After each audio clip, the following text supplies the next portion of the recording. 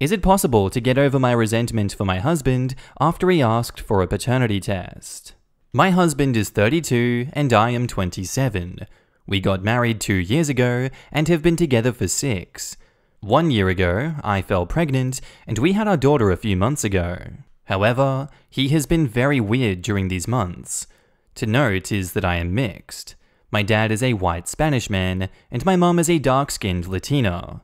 I am more light-skinned. However, many of my family members are really dark. So our daughter was born, and she's somewhat darker than me and inherited our longer hair and sharp characteristics. She looks very much like my mum. My husband has not been very kosher with this. He kept making jokes about infidelity, and I told him to stop. Then crap hit the fan when I was on a Zoom call a month ago. I have a coworker who is Middle Eastern. He is the only other person of color in our department. He and I have almost no overlap. We don't work on projects together, we don't talk personally. The only links we have is the department group chat and one message between us almost 2 years ago which concerned a client. But my husband saw him on the Zoom call. He saw how my coworker laughed at one of my jokes. He wasn't the only one, and he immediately accused me of cheating with him. I was honestly floored. He demanded to see my phone, and he demanded a paternity test. We got in a huge fight, and he left. I tried calling, and his friend answered. He said that my husband would only be willing to talk once I have put in the work to build up the trust and do a paternity test. He would only be available for questions regarding the test. I was honestly so mad, and I was done. I wanted nothing to do with him anymore. And honestly, at this point, I did the test mainly so he couldn't dispute paternity because once again, I freaking knew he was the father. The results came in and my husband is the father.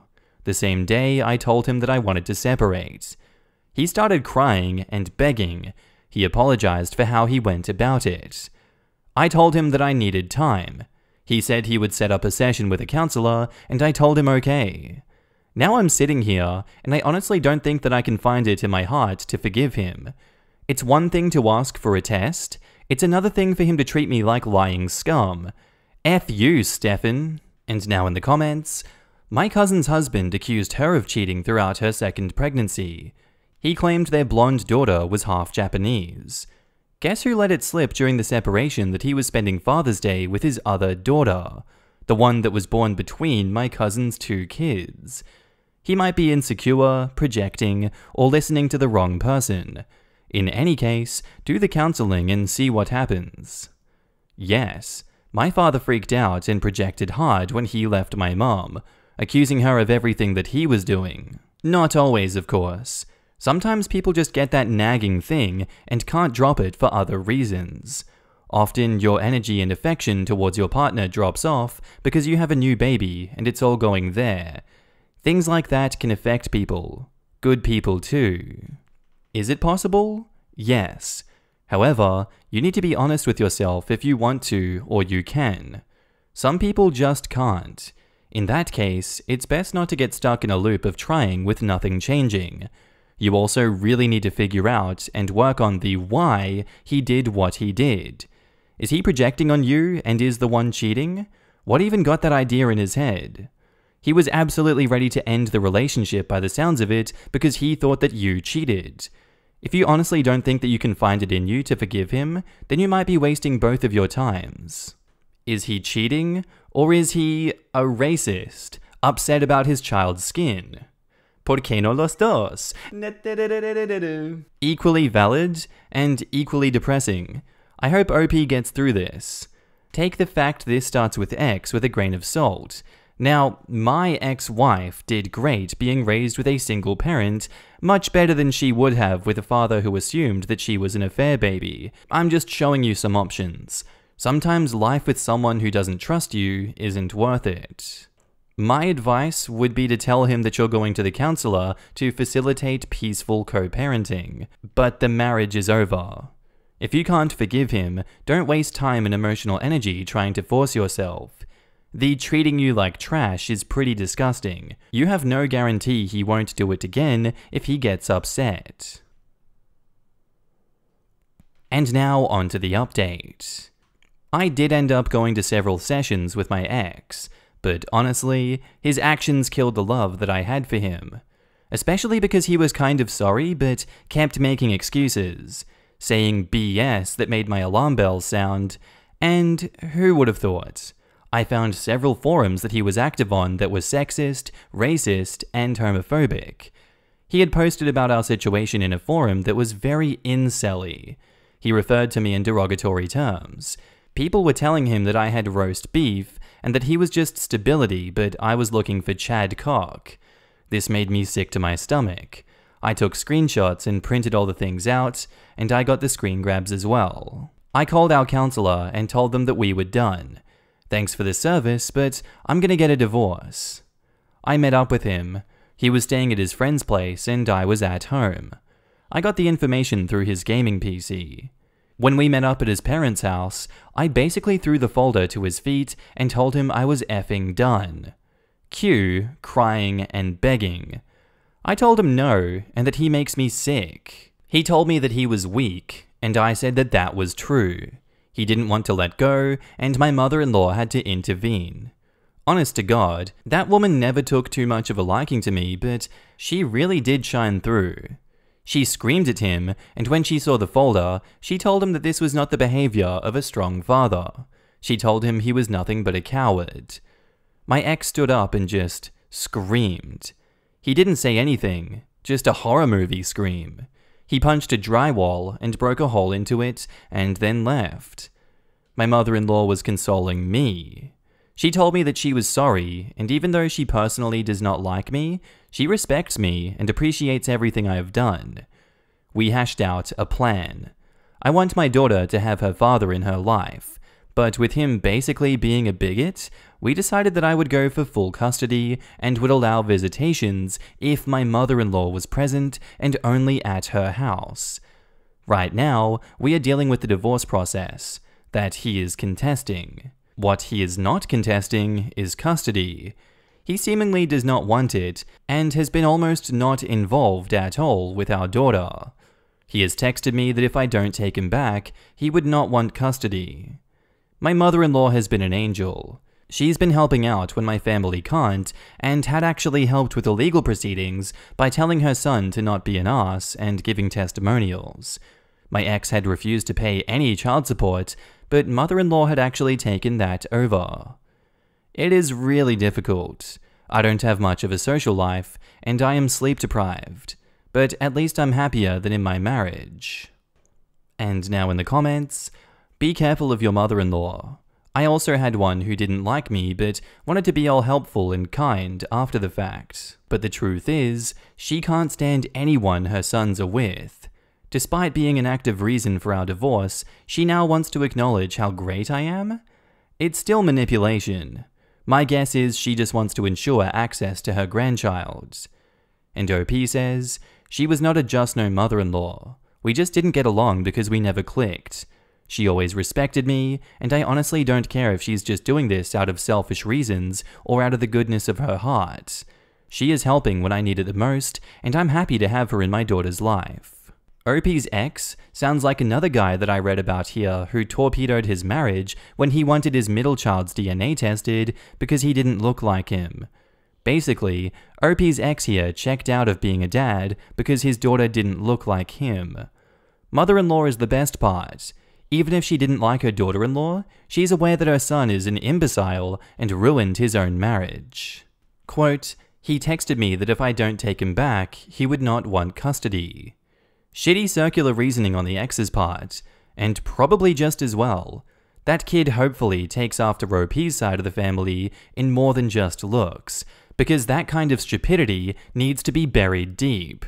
Seriously. If you don't take me back, I'll leave you and my child alone.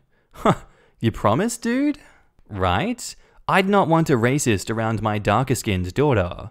No thanks. Our next post is titled, My female 25, girlfriend, female 30, has a secret room that I found. What do I do now? So I've been with my girlfriend for 5 years, and we've been living together for 3. I pay rent, as it is her house, and yesterday I discovered something strange. We wanted to replace the floor, as it's scraped and uneven, with new hardwood flooring, and immediately my girlfriend was acting strange about it. She wanted me out of the house and insisted that she would call someone, even though I knew a good contractor that could help us. It was on the far side of the house, in a neglected room, so I never really had a reason to go in there. My girlfriend had a carpet over everything and kept it clean regardless. Anyway, she told me she'd have someone come tomorrow and went out for a few hours to help her brother with his car. Me, wanting to be helpful, went to clear everything out of the room for the floor person. I removed the carpet, and lo and behold, I see grooves in the floor along with a fold-out handle. At this point, I'm a little bit freaked out, as I knew nothing about this room, and I wondered if my girlfriend even knew about it. I pulled the latch and looked in to see a ladder. It didn't look old, but went down at least 10 feet, or so I'm guessing. On the back of the door was a note written in my girlfriend's handwriting, a note about the last time that it was checked, about 3 years ago. So now I know for sure that she knew about it, but why didn't she tell me? Why was she so secretive about it? I really want to go down there, but I don't know if I should. She's going to be gone for a couple of more hours, so I feel like now is the time. And now in the comments, did you ever see the episode of Malcolm in the Middle where Hal and Lois find an extra bathroom in the house and don't tell the kids out of fear for them trashing it? It's kinda like that. I think they kept it as a storage in the end. Maybe girlfriend did the same here. They cleared it out, never told anyone about it, and then stacked boxes every time they left it, making it look like it was still being used for storage. If there's a bathroom down there, it possibly leads to a bigger space/apartment. I'm not a fan of snooping on partners, but if it's unsafe, then why be so hush-hush about it? Honestly, I'd feel obligated to check at that point, because it's starting to seem like creepy horror film territory. Does it seem like something she'd be embarrassed about? Is she normally an open and honest person in the relationship? Is she easily embarrassed by small things? Unfortunately, I can't really think of a reason to hide this unless something more nefarious is going on. I hate to think that, but this is just weird. And now on to the update. Hello, I'm alive. Thank you for everyone who worried about me and asked if I was okay. I was worried that my girlfriend would come home and see me down there, so I covered it up and left without going further down. Also, here is a picture of it. It is just a bathroom by the looks of it, so no gigantic surprises really. In the picture, I stepped down onto the ladder for a better view in case you're wondering. My girlfriend was tired when she came home, but didn't really say much. I panicked a little when she went towards the room, but she thanked me for moving stuff. I don't think she suspects me, but it's hard to tell with her. I also moved some stuff back into the room so it would be less obvious. I texted my mom about the weird room, and she told me to not go down there because I could die or get stuck. I insisted, however, and although she wasn't happy, she promised she would call the cops if I didn't respond to her in 2 hours after I told her that I'd be going. She'd also come to the house after me. You can never be too careful. I waited until my girlfriend was asleep, and I slipped out of the room. I really wanted to go earlier, but I wanted to be able to have a lot of time. As my mum suggested, I tucked my phone in my phone purse and tied some rope around it. I then lowered it down to the bottom, and I called it with my home phone in the kitchen. It rang, so I assumed service would work down there. I climbed down there, and big surprise, it was a bathroom. As some of you pointed out, it was clean, but not super clean. I didn't notice anything suspicious.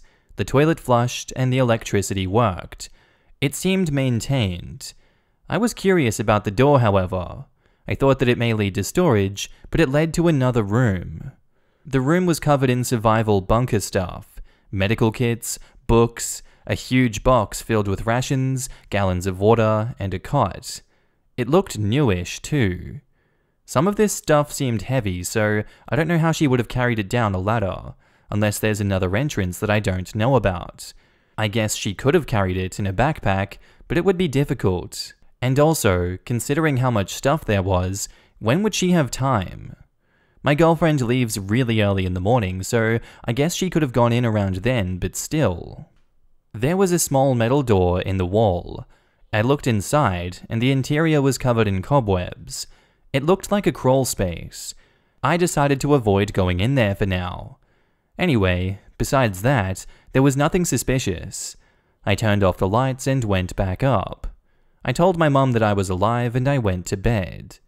The next day, my girlfriend cancelled the flooring because the guy she called said that it would be more expensive than expected. I don't know if this is true. Nothing else has really happened, but it has me thinking. Did my girlfriend hide the room from me because she wanted to survive alone? Should I confront her on it? I've kept all of this secret, and it's been painful. I want there to be another reason for hiding it, but I can't think of any. I don't think that I can update on here again, so tell me if there is a more appropriate subreddit.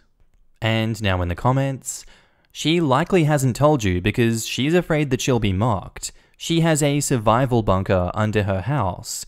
Most people would probably make a comment about breaking out the tinfoil or something like that. Also, the more people that know about the room, the more people are going to flock there and expect shelter.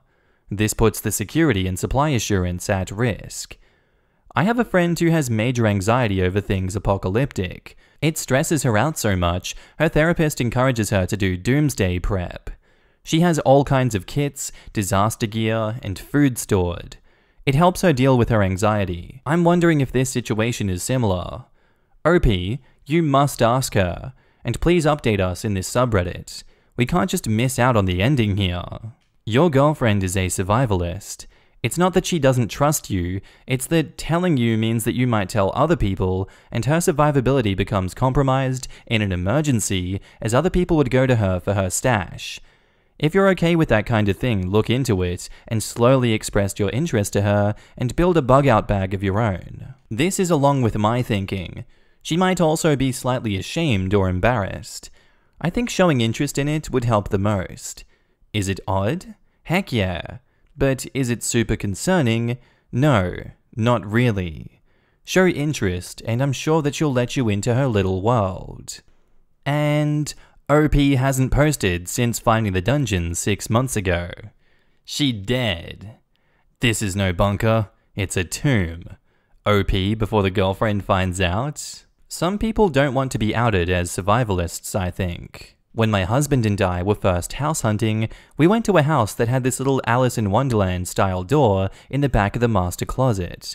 I dropped to my knees, crawled through the door, and found the most luxurious home office that I'd ever seen in a normal house. I still lament about not buying that house, and I still talk about how that would have been my survival room when the in-laws come for long visits, when the kids have too many friends over, when the Yankees play the Red Sox. Our next story is titled, "For the past year, I've had this flirting thing with a manager at a coffee shop, and she finally gave me her number." So every morning, I, 29 male, take my son to this small coffee shop to have breakfast before dropping him off at preschool. The same girl is always there in the mornings. She's the manager there, and we've chatted lots of times. I always thought that she was very beautiful, and once I started talking to her more, I realized that she is a sweet and friendly person. The first months were us talking and getting to know each other, her making conversations with my son. And then we started having these smiles around each other. Every time we come in, she takes over the counter to do our orders.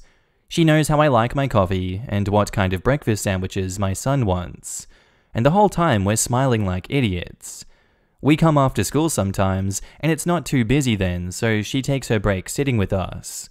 We joke around a lot, and one time I told her she looked amazing because she was dressed for an interview later that day. And yes, that made her blush. Then on Friday, she told me that she loved getting to know me and my son, and she hopes maybe I'd like to do something together outside of the coffee shop. I told her yes, absolutely. And then she gave me my coffee cup with her frickin' number, with 2 hearts on it. I have been riding on that high ever since. I'm definitely texting her today. All weekend I've been nervous about it, and also really excited.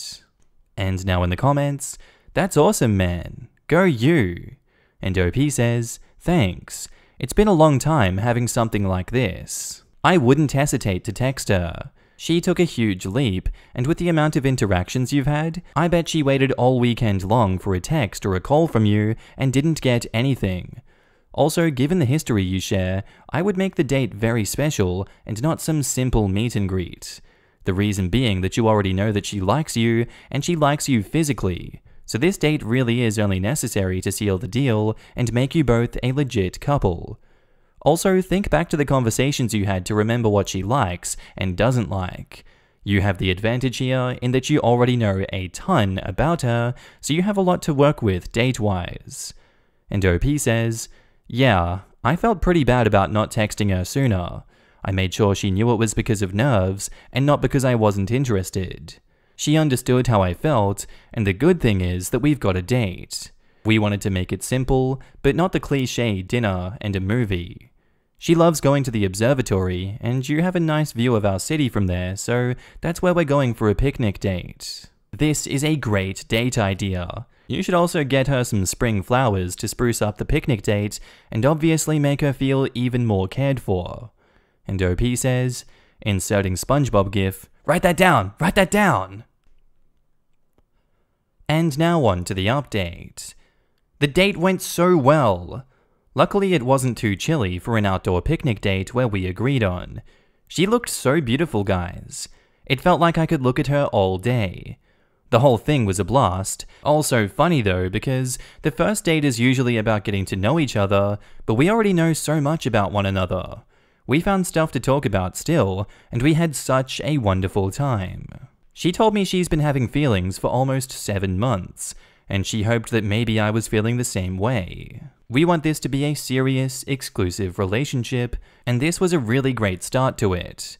Literally, since the date ended, I had the biggest smile on my face until that night before bed, and then again in the morning when she texted me saying good morning, and she can't wait to see me right now, because my son and I have still gone to the coffee shop since our date.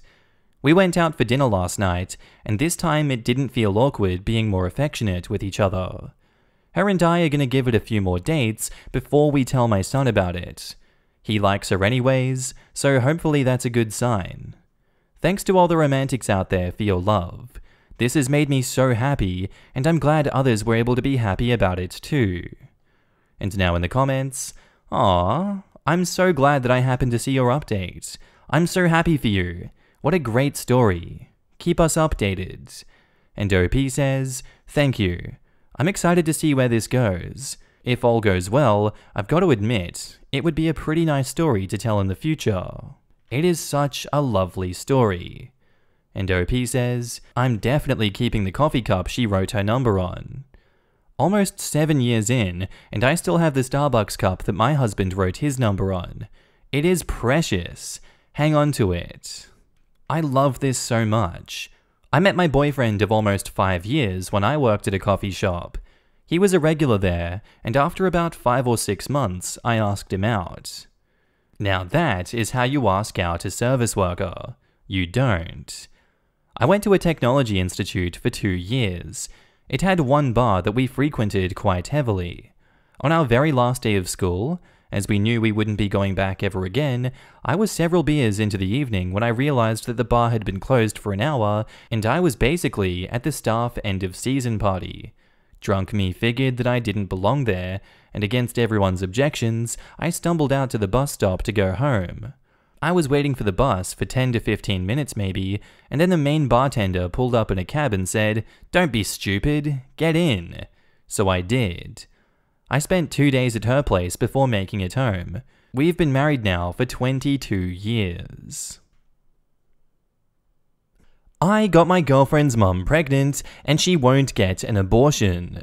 I've been with my girlfriend for 5 years. We've been together since high school and attend the same college now, but we decided instead of living in the dorms, we got a place together just off campus. My girlfriend has been overwhelmed by her curriculum and has been nothing but distant and stressed.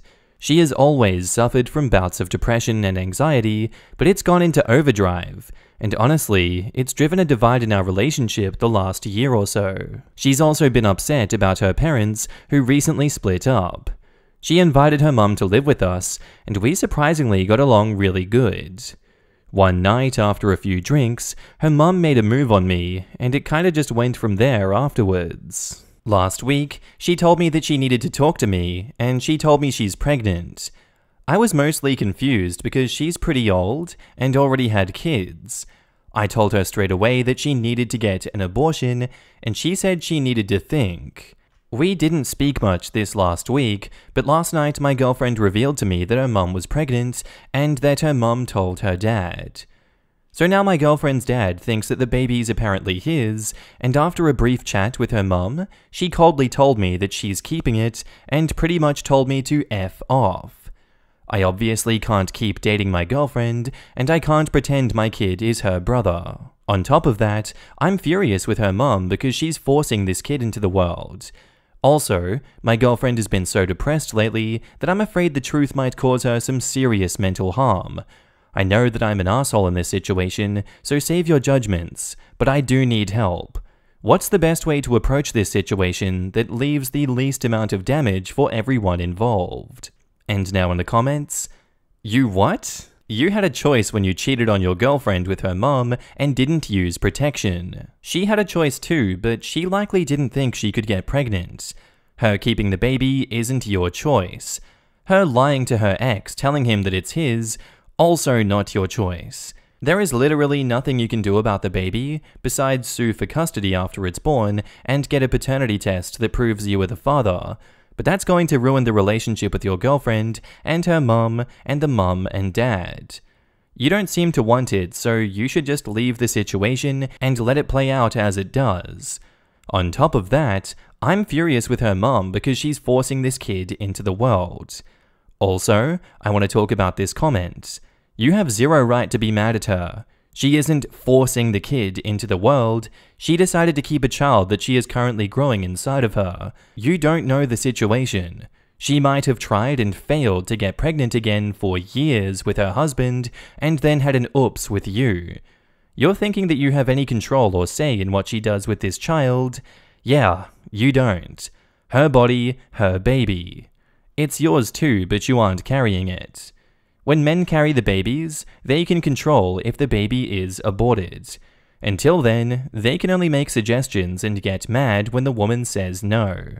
And OP replies, I don't want the kid, but it seems kind of messed up to just let it live a lie of a life. At the same time, it would be the easiest option for them, but I don't know.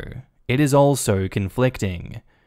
Take some frickin' responsibility, man. Realize this is your fault too. It's not your girlfriend's depression or her mum coming on to you. You decided to have sex without protection. No one forced you to. And move on doesn't mean keep lying to your girlfriend. It means tell her the truth, break up with her, tell your baby mama to tell her husband the truth about who the father of the baby is, and if he doesn't want to claim the child anymore, then you have to step up. This is your child. You are not going to have the kids one day, you are having a kid now. Jesus effing Christ, grow the F up and take responsibility for your crap. It's absolutely disgusting to lie to your girlfriend about this. She deserves to know what she's getting involved in, and guess what? The truth will come out. Maybe not now or even during the pregnancy, but it will, and it will be so much worse. And how dare you trap your girlfriend in a pregnancy when you're willing to do screwed up crap like that? She deserves to know who you are and what you're willing to do to her and have done. Do not trap her with a pregnancy without her knowing the shitty thing that you did. How can someone be so selfish? And OP replies, I have made an update. Please read it. Also, I replied to the lying thing in another comment. The truth doesn't set everything right, nor will it make my girlfriend and her family's lives better. I need to suck up my pride and bite the bullet on this one. And now back up to the post, we have an edit, since people are commenting still. I've decided to walk away from the situation and let it handle itself. I'm washing my hands of this. My girlfriend's dad is claiming the baby, and as far as anyone knows, it is his, so he's happy, and her mom is also excited to have a baby from what my girlfriend tells me.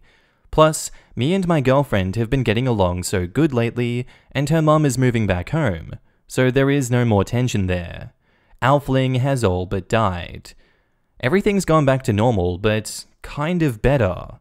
My girlfriend has grown to the idea of her mum having another kid and is excited for a sibling, and she's even hinted that she wants us to have children together in the future. The advice to move on in this thread was great, and everything is moving smooth once I let go of the fact that it's my baby. It's really not. The parent is who raises it. I'll probably have a kid of my own soon, and my relationship is on fire right now. Thank you guys. I'll still reply to some comments where I think is necessary. And edit, I'd also really like to thank the people that didn't just insult me, but genuinely wanted to help. You're appreciated. And for those who keep saying that this is like fantasy porn or something, that's really weird. Nowhere in this post did I give any sexual details, and before I hooked up with her, I never had any older women fantasies. It just happened. And I've replied to so many messages, I think that's all I've got in me. And a lot of messages now are just insults or trolls saying my life doesn't exist. But I wanted to say again, thank you to everyone who tried to help and give me advice. Even the ones that don't agree with me. I know that you guys think otherwise, but leaving my girlfriend isn't the right choice for us right now, though it's nice that you guys are concerned. Whatever happens in the future, happens, and I'll have to handle it then. If you guys want an update in the future, I can do this. Back down into the comments a little bit? You're a coward. The edit doesn't make you sound any better. You'd be honest with your girlfriend if you really meant it, and you would let her move on with her life. She deserves someone who takes responsibility for their actions. You are not. And OP says, I have taken all the action I can. I have a lot to offer her, and we've been together for a long time. This is my choice to make, and I think that I made the right one. I'm not worried about sounding good. It's my actions that matter. Your actions were sleeping with her mother and not taking responsibility. Your actions speak louder than your words, and it's not great at all. And now on to the update. I'm sure this is going to be a lot of fun. So I wasn't going to do an update due to all the backlash and hate that I got, both on my post, and even worse in my inbox, on top of people just calling my problem fake. But there were people who gave good advice, and really helped me during a hard time, so this update is for them. The advice I got to back off regarding the baby situation worked itself out really well. My girlfriend's mum moved back in with her dad for about a month, but she ended up leaving again because she had a miscarriage, and her dad was really upset about it. According to my girlfriend, her mum was still drinking and smoking throughout it, and her dad was constantly fighting with her about stopping for the baby, and when it passed away, he blamed her. Which isn't fair because it's not his body or place to judge what she does with it, and was really devastated at the loss and isn't doing too well mentally right now. But I think he'll get better soon. My girlfriend has been visiting him a lot and comforting him. My girlfriend thinks that her mum made up the pregnancy to get back with her dad because she's known to be dramatic. But I don't think that it makes sense because why would she tell me that I got her pregnant? She wanted to move back in with us, but my girlfriend and I put our foot down and said she couldn't. Her mum is still upset with her for not letting her stay, but she's staying at a friend's house now, so it kinda worked out. I took the advice that I got in the thread, and I talked to my girlfriend about going to therapy, and she was really supportive about it. We've gone to 4 or 5 sessions now, and I can't believe how much it's made our lives better. I was able to hear her explain what she's currently going through with her depression, and see how much her family life has affected her. We also all agreed that I was overwhelmed as well, dealing with her depression, the pandemic, and my college courses, on top of her mum's drama that she brought to our house, and that because of it, I've become distant too, and not supportive of my girlfriend anymore, which only worsens her depression. We decided that I need to start taking more time for myself, and doing things that make me happy again, and my girlfriend agreed to letting me have more free space and to try to give me more attention and affection when needed, and that I would do the same for her. We've both decided to take a semester off our schooling and to take the pressure off of our shoulders for just a little while, which I am really excited about. A couple of guys and I were thinking about doing a hiking trip for a couple of weeks, and she wants to do some art thing, so we'll see what the future holds. Thank you to everyone who actually tried to help and didn't just see me as a devil, but a good person who did a bad thing, who's just trying to figure his life out. I appreciate the support. And edit, no, I didn't tell her about her mother and I because that is in the past, and it's a situation that will only hurt her more than heal us. Some things are better left unsaid. And now in the comments, the woman slept with her daughter's boyfriend and drank and smoked during a pregnancy. She is a rat and disgusting, so she deserves zero reprieve from her ex-husband. It's totally fair that he gave her a hard time. Yeah, it's her body, but her choices are ruining everyone's lives. Info. How did she react when you sleeping with her came up in therapy and that she told you it was your child that she was pregnant with? You don't mention her reaction to that in your update. Did she also see that as a result of how you felt? And how does she plan to deal with her mother after knowing that she slept with her boyfriend? I have a hard time believing that she is this relaxed about it all and is okay with just giving each other more space. And OP says, I never told her about that. There's no point bringing in extra hurt that doesn't matter anymore. OP is still being a bad person who doesn't care about honesty. He's going to live with this girl on the premise of a lie, and he's totally okay with it because it's the past. Yeah, a lot of terrible things happen, and because time moves forward, it's now the past. So that argument is bunk. OP, I'm just here to remind you that you're still being a bad human that is content as a liar. Do you not see that eventually her mother is going to tell her, in like a rage or something? She clearly doesn't give a crap about her daughter, who is already severely depressed from what it sounds. Just like you clearly don't give a crap. Imagine wanting to die every day and slowly building yourself back up to a normal baseline day after day, with little real support except your boyfriend. You get a little better here and there, and couldn't have done it without him. What the hell do you think that someone in that situation with clinical depression would do if she ever found out that her beloved life partner slept with her own mother when things got too hard for him? This isn't a rhetorical question. What do you think she'll do? Tell her, and then leave sooner rather than later if you can find an ounce of care left for this woman among your self-absorption. And OP says, even if her mother did eventually say something, she's known to be dramatic and cause problems in her family, so I don't think anyone would believe her anyways. But I honestly think she wouldn't hurt her daughter like that. There's no point hurting my girlfriend further. It doesn't help anyone at all, and on top of that, she's doing really good now with therapy and our relationship. Man, I despise you so effing much. Constantly making excuses and shoving the victim card down our throats. Keep hiding, you frickin' rat. And OP says, I know I'm not a victim, but I'm just a person, and I've made healthy steps to bettering me and my girlfriend's lives. Oh, I see nothing but rainbows and unicorns in the future of this family. So, it's the mum's body, mum's choice when convenient for him to say so, but she has to get an abortion when he doesn't want his girlfriend to find out that he was screwing her mum? How convenient. Can't wait for the next update. My girlfriend left me because her mum told her that we did it and I knocked her up. How do I get my girlfriend to forgive me? This guy, man. Our next post is titled, Flew 8 hours to see my friend, and I am mortified by his behavior. So I'm struggling to believe this just happened. I'm mortified and extremely embarrassed. Jason and I have been friends for many years. We met at university and were in the same friendship group. We stayed in touch after he flew home to Canada. I always had strong feelings for Jason after we spent hours a day talking. I adored this guy. I thought he was intelligent, funny, endearing, and I got the feeling that he felt the same way. He invited me to visit him, and I agreed, and I've always wanted to check out his city. I booked my flight and Airbnb, and then I flew over. A week in, and I still haven't seen him. I asked about us meeting up, and he eventually invited me out for drinks with him and his female friend that I had never met before. I head to the restaurant, and they're both finishing their dinner when I get there. We're in a booth, and they are sat together, and I'm on the opposite side. The first hour was fine, and then things got weird. They began facing each other, flirting with each other, and then ignoring me.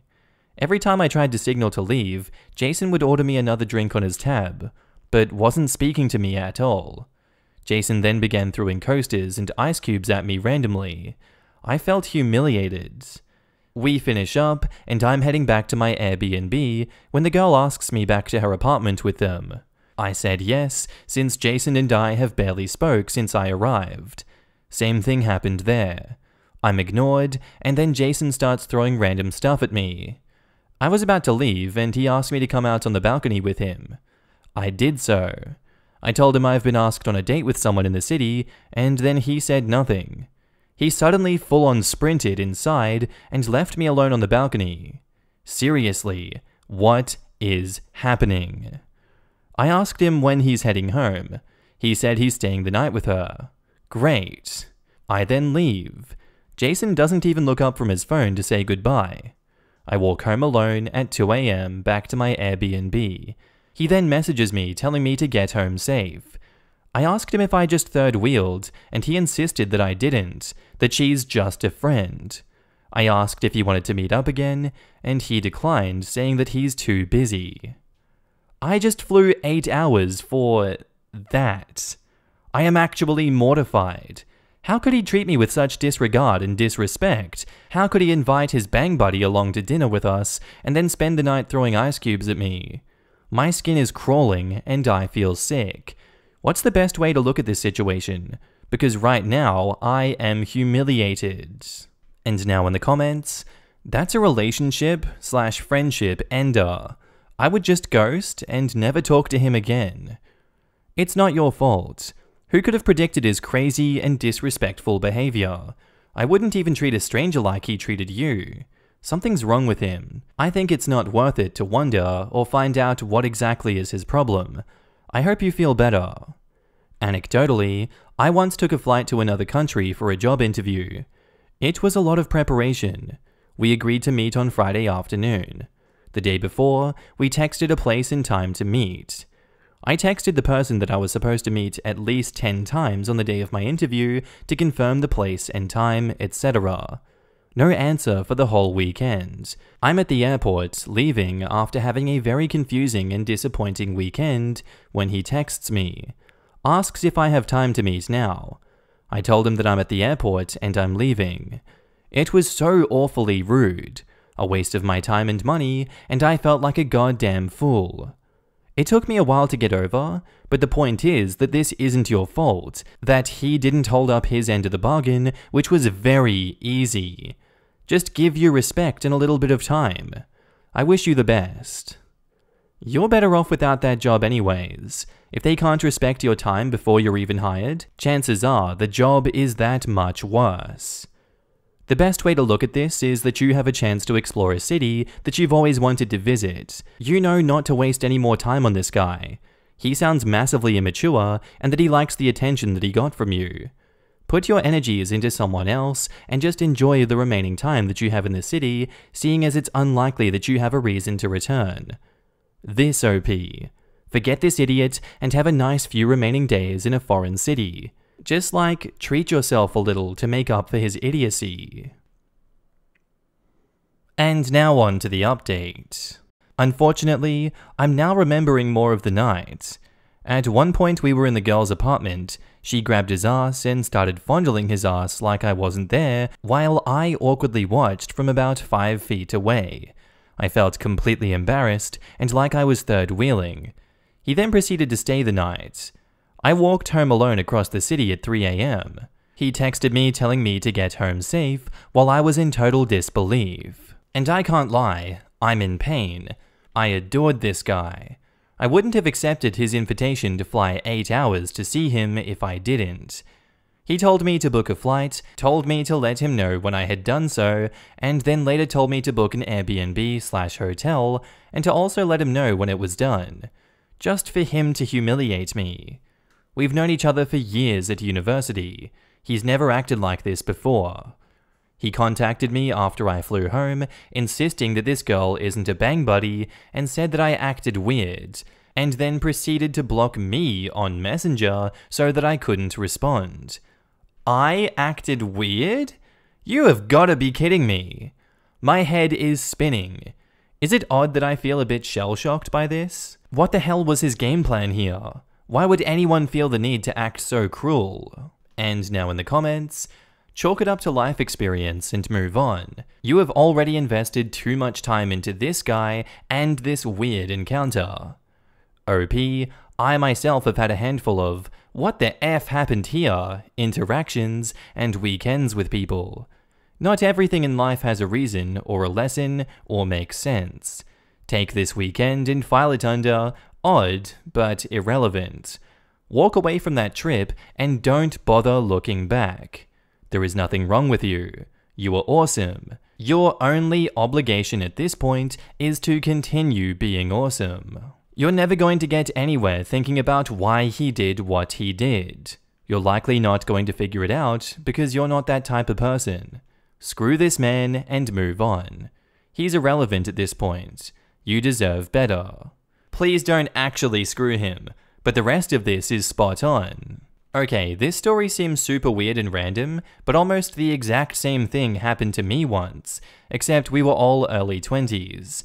Turned out the guy in my case was trying to work up the courage to ask for a threesome, but his adolescent behavior just made me think that he was high, so I bailed before he managed to say anything. Honestly, I was waiting for the realization to dawn on OP that this dude was angling for a threesome here.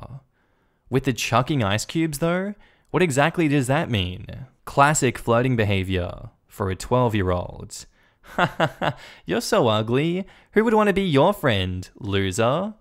I hope that you notice I like you. This has to either have been a power play or a really crap attempt to neg OP into trying to go for a threesome. I'm betting on the latter. I'm glad that I'm not the only one who thought that this asshole was trying to get her to have a threesome. The whole inappropriate PDA, coupled with the aggression of flicking ice at her to make sure she pays attention to it, I can't really think of any other reason unless the guy is actually unhinged. If this is how he tries to make a threesome happen, he's already unhinged. As a bisexual woman, let me tell ya, this isn't the weirdest way I've seen someone try for a threesome, but it's pretty close. The weirdest way was when the neg went the other way. I don't know if his girlfriend was into humiliation or what, but yeah, hard pass. Would I be the asshole if I kicked my daughter out for not turning appliances off? For a little background information, I, 37 female, had my 16 female daughter while still in college. My parents felt that I was too young and too broke to raise her, so they raised her. They took on the roles of her parents, and her father has never been in the picture, so I was grateful. And although she knows that I'm her mother, she sees me as a sister. I try my best to make sure that she lives comfortably and has everything she needs, but really, there's only so much I can do since my parents are capable enough, and I appreciate them. The conflict started when she came to stay over at my place 2 weeks ago to try and bond as mother and daughter. I'll be honest, I've always wanted this, but she didn't. She only came because my parents asked her to. She's a darling for the most part, but she leaves every appliance she uses on. If she enters a room and turns on the lights, she'll leave it on too. It's quite irritating, and I tried to talk to her about it. She laughed it off every time and told stories about her bad memory and what she forgot to turn off at so-and-so's house. Part of me thinks that she's doing it to vex me. I honestly have no problem turning lights off when she leaves rooms, but my house is never lacking in kids. I have none myself apart from my daughter, but my friends and neighbors often drop theirs over for me to watch them, and I love them.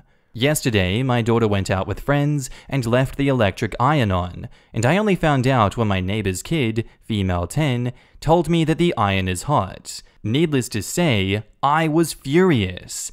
I went off on my daughter when she came back, and I reminded her that kids like to poke at sockets, and the iron could have caused an injury. Besides, it's a fire hazard. She said, okay, sorry, and she would try to remember, only to leave it on again this morning. The plan was to stay for 2 months, and it's only been 2 weeks, but I'm reconsidering it. My friend thinks that sending her back will blow up the only chance at bonding, so will I be the asshole if I send her back to my parents and ban her from my house regardless? OP has offered the following explanation for why they think they might be the asshole. I am the one who wanted to bond, so kicking my daughter out might be an asshole move on my part. And I would have to agree with you on that one, OP.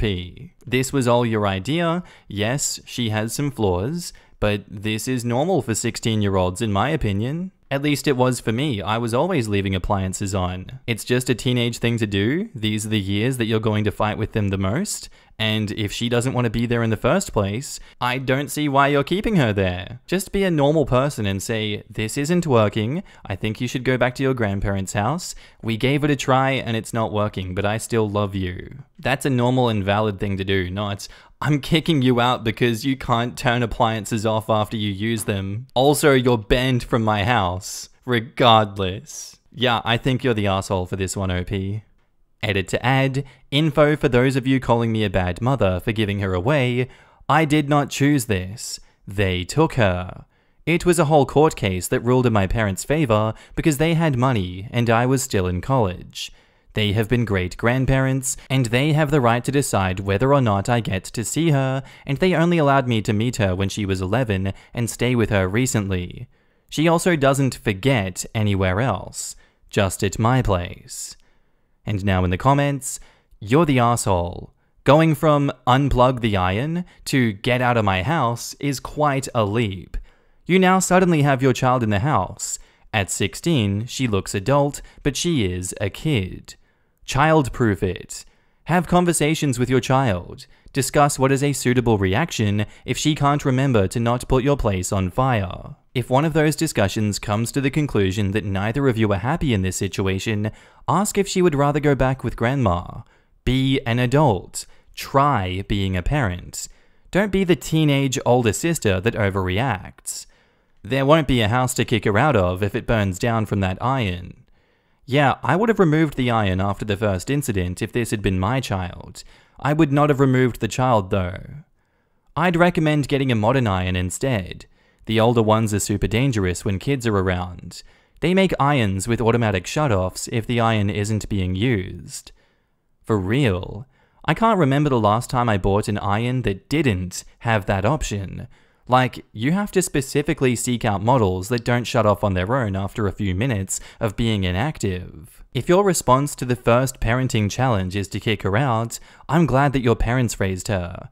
100% you would be the asshole. Exactly. 2 weeks in and OP is ready to wash her hands of her kid?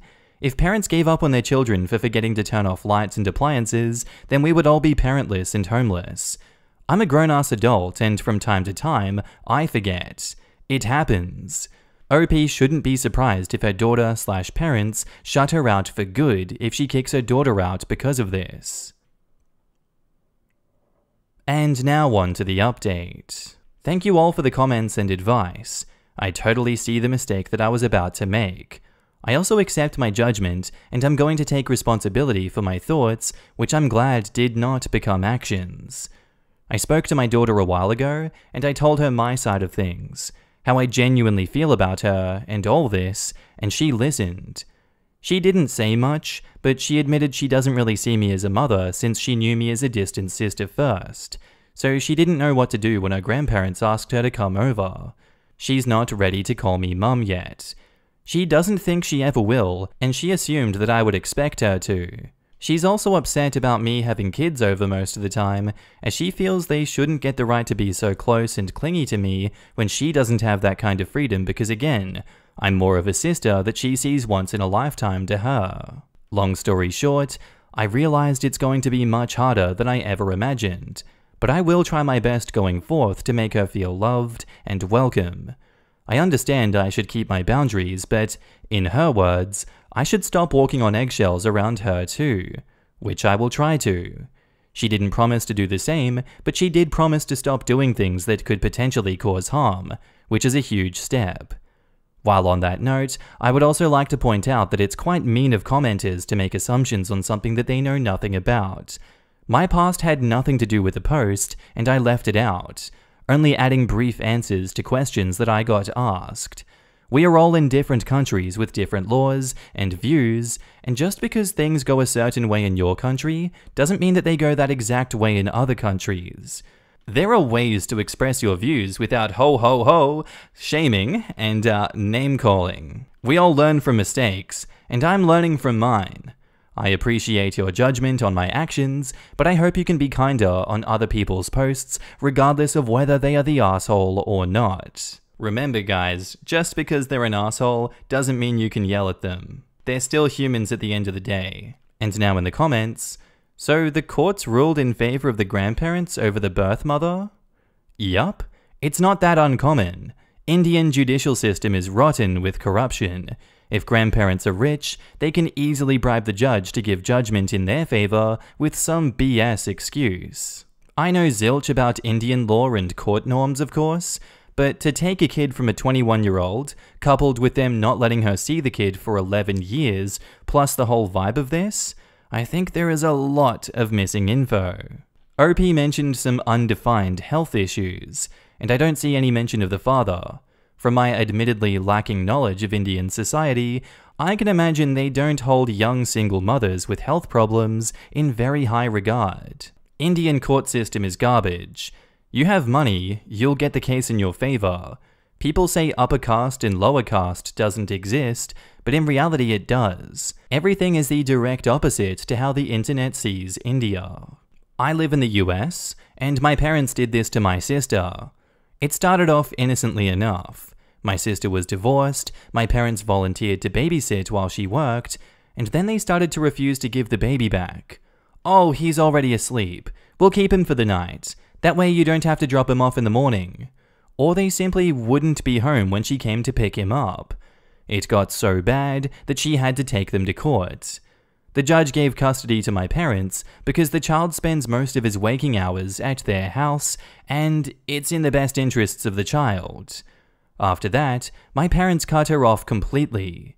She didn't see her child again until she turned 18. It destroyed her. I'm British, and this is exactly why my mum did everything she could to stay independent after her divorce when my grandmother was pushing her to move back home. She knew that she would have ended up sidelined in her own kids' lives if she went back, and that my grandmother would have come up with every excuse in the book to keep it that way, even if she'd remarried while we still were children. Our next post is titled, "Nobody came to my son's party last night. What the hell?" So yesterday, my son turned 10. Awesome. He loves Avengers, so his dad and I decided to throw him a party at the house. We invited family and friends, who most of them RSVP'd. Great. We make enough food to feed 40 plus people. The place looks awesome, Avengers decorations everywhere, balloons, cupcakes, the whole 9 yards. Only to have me and my husband's immediate family be the only ones present. I'm talking 6 people max. Not a single other kid at the birthday party. It broke my heart. My son kept looking out the window and door for guests, asking when his friends will get there, but nobody ever came. I have a bag full of goodie bags, a piñata still intact, and unopened games. People suck. It sucks that we have a small family, and they made my son feel like a loner on his frickin' birthday. He's a great kid and has been looking forward to his birthday all year. But come on. How are you going to RSVP and not come to a frickin' kid's birthday party? And now in the comments, I know the feeling, mama, and it is so hard. My son is 13 and only has had 1 birthday party because of this reason. He had a speech delay too.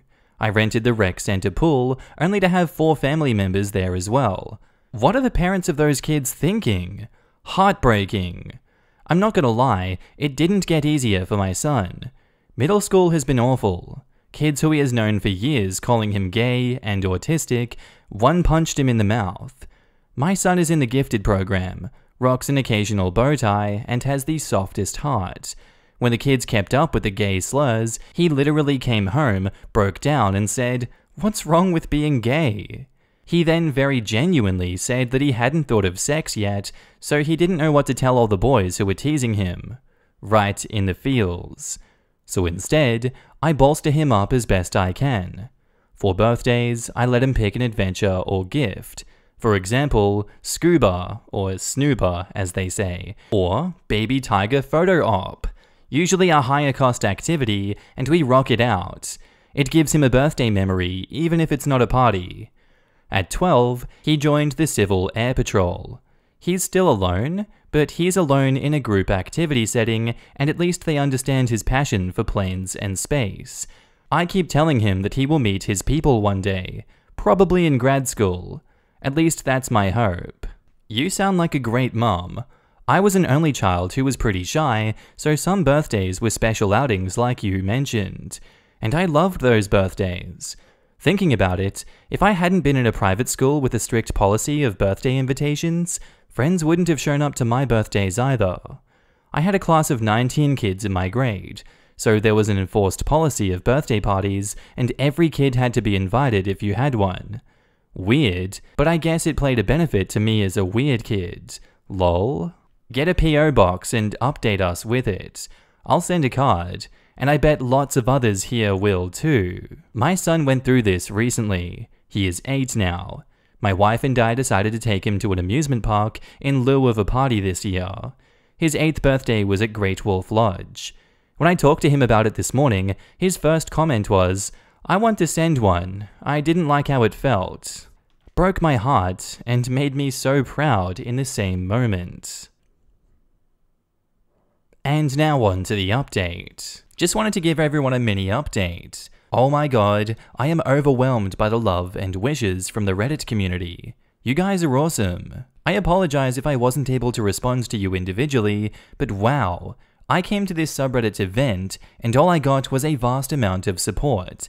You guys managed to make me cry again. Hearing that my son is not the only one, and there are so many others who had similar experiences. I know it's just a birthday party, but I try to do everything to see my son happy, so when something like this happens, I do feel helpless, as it truly broke my heart. But you guys are willing to go above and beyond, and make my little man's day special. Thank you so much. You don't understand how much you are going to make some little kid's birthday the most memorable one by receiving cards from all around the world. I know there are a lot of people who have asked. We are in Boston, Mass, and Monday morning I will go first thing to get a PO box as I do not have one. His favorite characters are Iron Man and Captain America. Thank you everybody. I will keep you updated. And update, I promise I haven't been ignoring you guys. My husband and I spent the whole day yesterday with my son to lift his spirits, so I haven't had a chance to reply to most of you, but I will try to today. So I finally got a PO box. Thank you to all of those who have made cards for my son. The amount of support is just unreal. Me and my husband can't thank you enough. God bless you guys. Honestly, I can't thank you enough. I'm way too excited for him. We'll explain to my son what Reddit is today when he gets home from school and scroll through some comments, but we'll leave the cards as a surprise. Final update. Hi all. So I did try posting an update and it got deleted, so I'm posting it here. So to update you all on what's going on, we were finally able to go to the post office and I was in tears. You guys really outdid yourselves. Abe got so many cards and packages. It was unreal. We are deeply moved by the love and support that you all have for a random little boy. That in itself speaks volumes. We sat down yesterday with Abe and we read every single card. My son loved everything. He's so excited to have cards from all over the world, awesome comic books and toys. His mood has definitely changed. He is so much happier, and this definitely will rewrite the bad birthday party he had. And we simply cannot thank you all enough for what you have done for me and my family. This has turned out to be one of his best birthdays ever, and it's all thanks to you, Reddit. And now in the comments, why would you RSVP to a party and then just ghost it and not say anything? Who does that? I wonder if OP contacted any of the kids' parents to ask what happened. Isn't that part of the social contract of parenthood? Like, I don't want to be at a child's party, but neither do they want to attend my kid's party. We both agree to burn an afternoon while eating cake and pizza, and nobody gets a traumatic birthday. If you're bored, you buy the kids the noisiest gift you can and watch the parents' faces when they realize what you've done. For that many no-shows, something's off. One of the parents said or did something would be my guess. Whatever. I'm just glad the kid got an internet-sized hug. Lol, when I was a kid, we all attended each other's birthdays whether we felt like it or not. It was a rare chance for our parents to shove us off on someone else for the day and get a break. Yeah, I don't even remember being invited. My mom would just take us to kids' parties in our year, and it was always the same 30 kids. Only gets worse as you get older. I threw a barbecue once in college with over 50 invites and 20 confirming the night before. Nobody showed up. Not a single call or text either. People just suck. Wow, I'm really sorry to hear this. This is one of my biggest fears with throwing an event. There was a post where a woman, I think, married someone that her sister wanted, so the mother convinced the entire family to not go to the wedding. Our next post is titled, My 30 Male Wedding is 22 Days Away. I have been no contact with my dad's wife, both in their 60s, because she refused to apologize. He just told me that he's not coming. How can I salvage this? So this is a bit long, so bear with me. My stepmom, Dee, is a narcissist. She's been a bully to my sister, 28 female, and me since they got together 18 years ago, and my dad has only enabled her. It's 100% an abusive relationship. She is extremely controlling and a bully to him as well. 2 years ago on my birthday, she brought up something traumatic that she did to me years before, and she bragged about it to say the abuse is the reason I'm successful. I was pissed. I worked with my psychiatrist to write a letter explaining my hurt and telling her that while I want a relationship with her, I'll need an apology to move forward.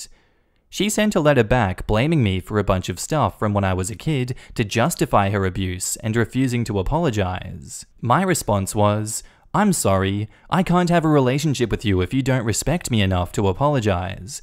My email inbox is open should you choose to apologize, but this is a hard boundary. Do not call, text, etc. Since then, the only communication has been her attempts to ambush me by picking up my dad's phone when I call him, leaving me aggressive voicemails and texts, or having my dad pressure me to meet her in person. I suffer from anxiety, and direct contact with her would only trigger an attack. About a month ago, she stole my dad's phone, read through our private conversation, and then she texted me from his phone. My dad, understandably pissed, said that he wanted a divorce, and that same day, she finally did email me one sentence. I am sorry for hurting your feelings on your birthday. I responded also with one line, I appreciate the apology. And then nada again, from either of them. My dad left town to get some space. As I mentioned, my wedding is in 22 days. My dad emailed me 2 days ago with a long, insulting letter. Too much to type out, but the highlights are, boundaries are rude and I'm selfish.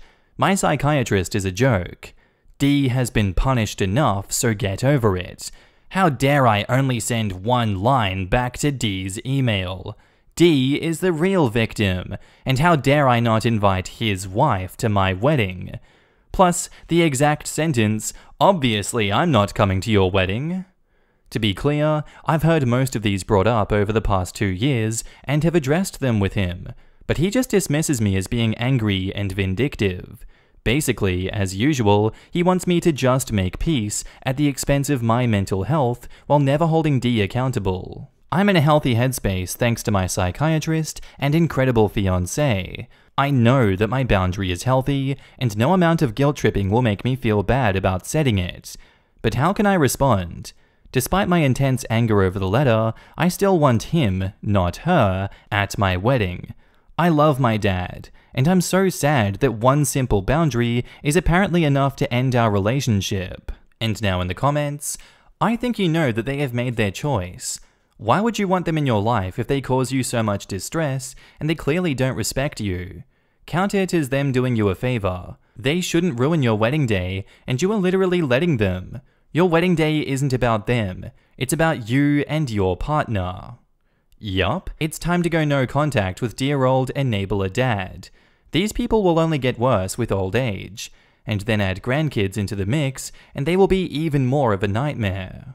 Hey OP, may I suggest you read Adult Children of Emotionally Immature Parents? It's a relatively short book, and you can get a free PDF online by Googling it. It has a lot of practical and affirming advice for understanding and navigating exactly these kinds of relationships. I've also been in therapy for years, and I still found the book really useful and insightful, and hopefully you will too. Take care. And OP replies, I will look into it. Thanks for sharing. Sounds very helpful.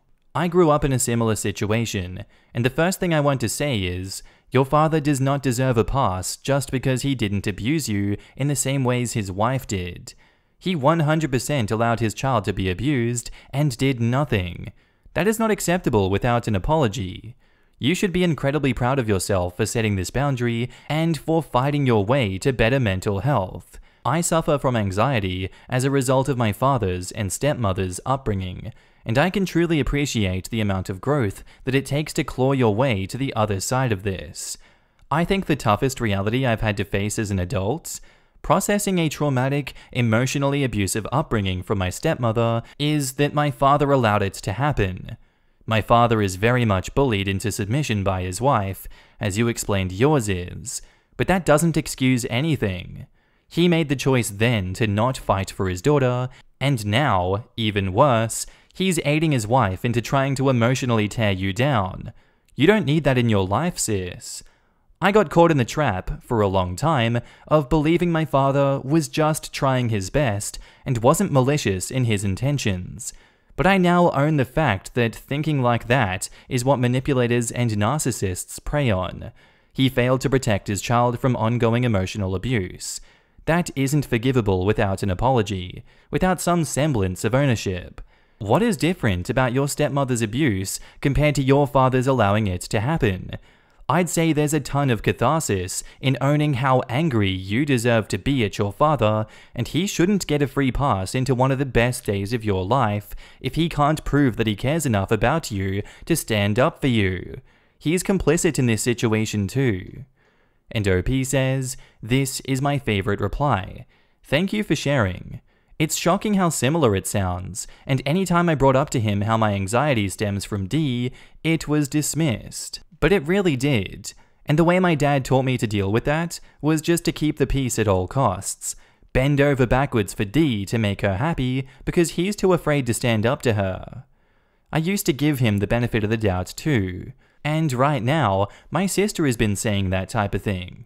Don't you feel bad for Dad? He's in a really tough spot. He's really depressed. He's trying. Can you do it for his sake? I mean, he never stood up to her for our sake. Why would I? I'm going to send her your comment. Again, I really appreciate it. You spoke directly to my experience. And they reply to OP, I'm really happy that my experience could help an internet stranger. Again, I think it's really cool that you've overcome the circumstances. It's easier to not process this stuff, but then we run the risk of repeating it. One thing my therapist asked me that helped me a lot was, would you even fathom letting someone do or say things to your future children that your stepmother said to you? That's really when my attitude towards my father did a 180. And OP says, thank you. Yes, my soon-to-be wife is emphatic with how proud she is of me, which helps me feel pride in the work and healing that I've been able to do for myself. I hope you feel pride as well. Just acknowledging any of this is huge, let alone seeking help for yourself. It took me until I was 28 to see a psychiatrist, and my life is so dramatically better now because of it. I like that question. I definitely have thought along those lines. We won't have children though. I was in an abusive relationship with a mini version of D. Her behavior wasn't a red flag to me because I grew up with it until a friend pointed out that it was abuse and I deserved better. I ask myself, if I read a post like mine, what would I say? The same as everyone here, of course.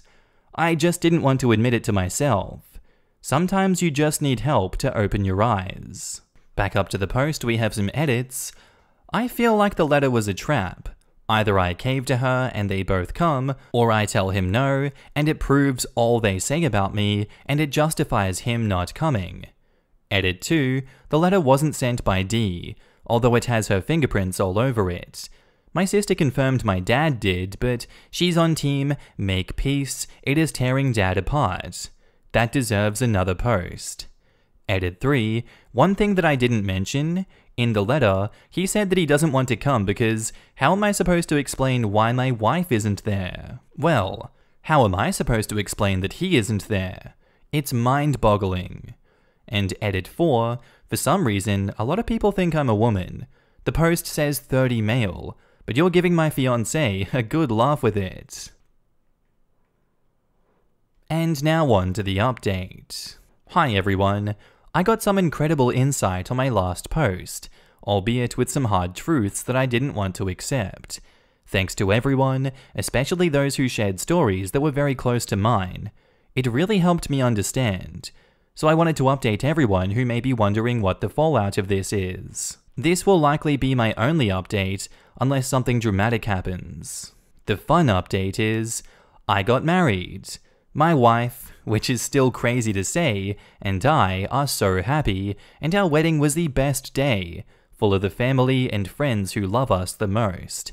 It was so incredible, and full of memories that we will cherish together forever.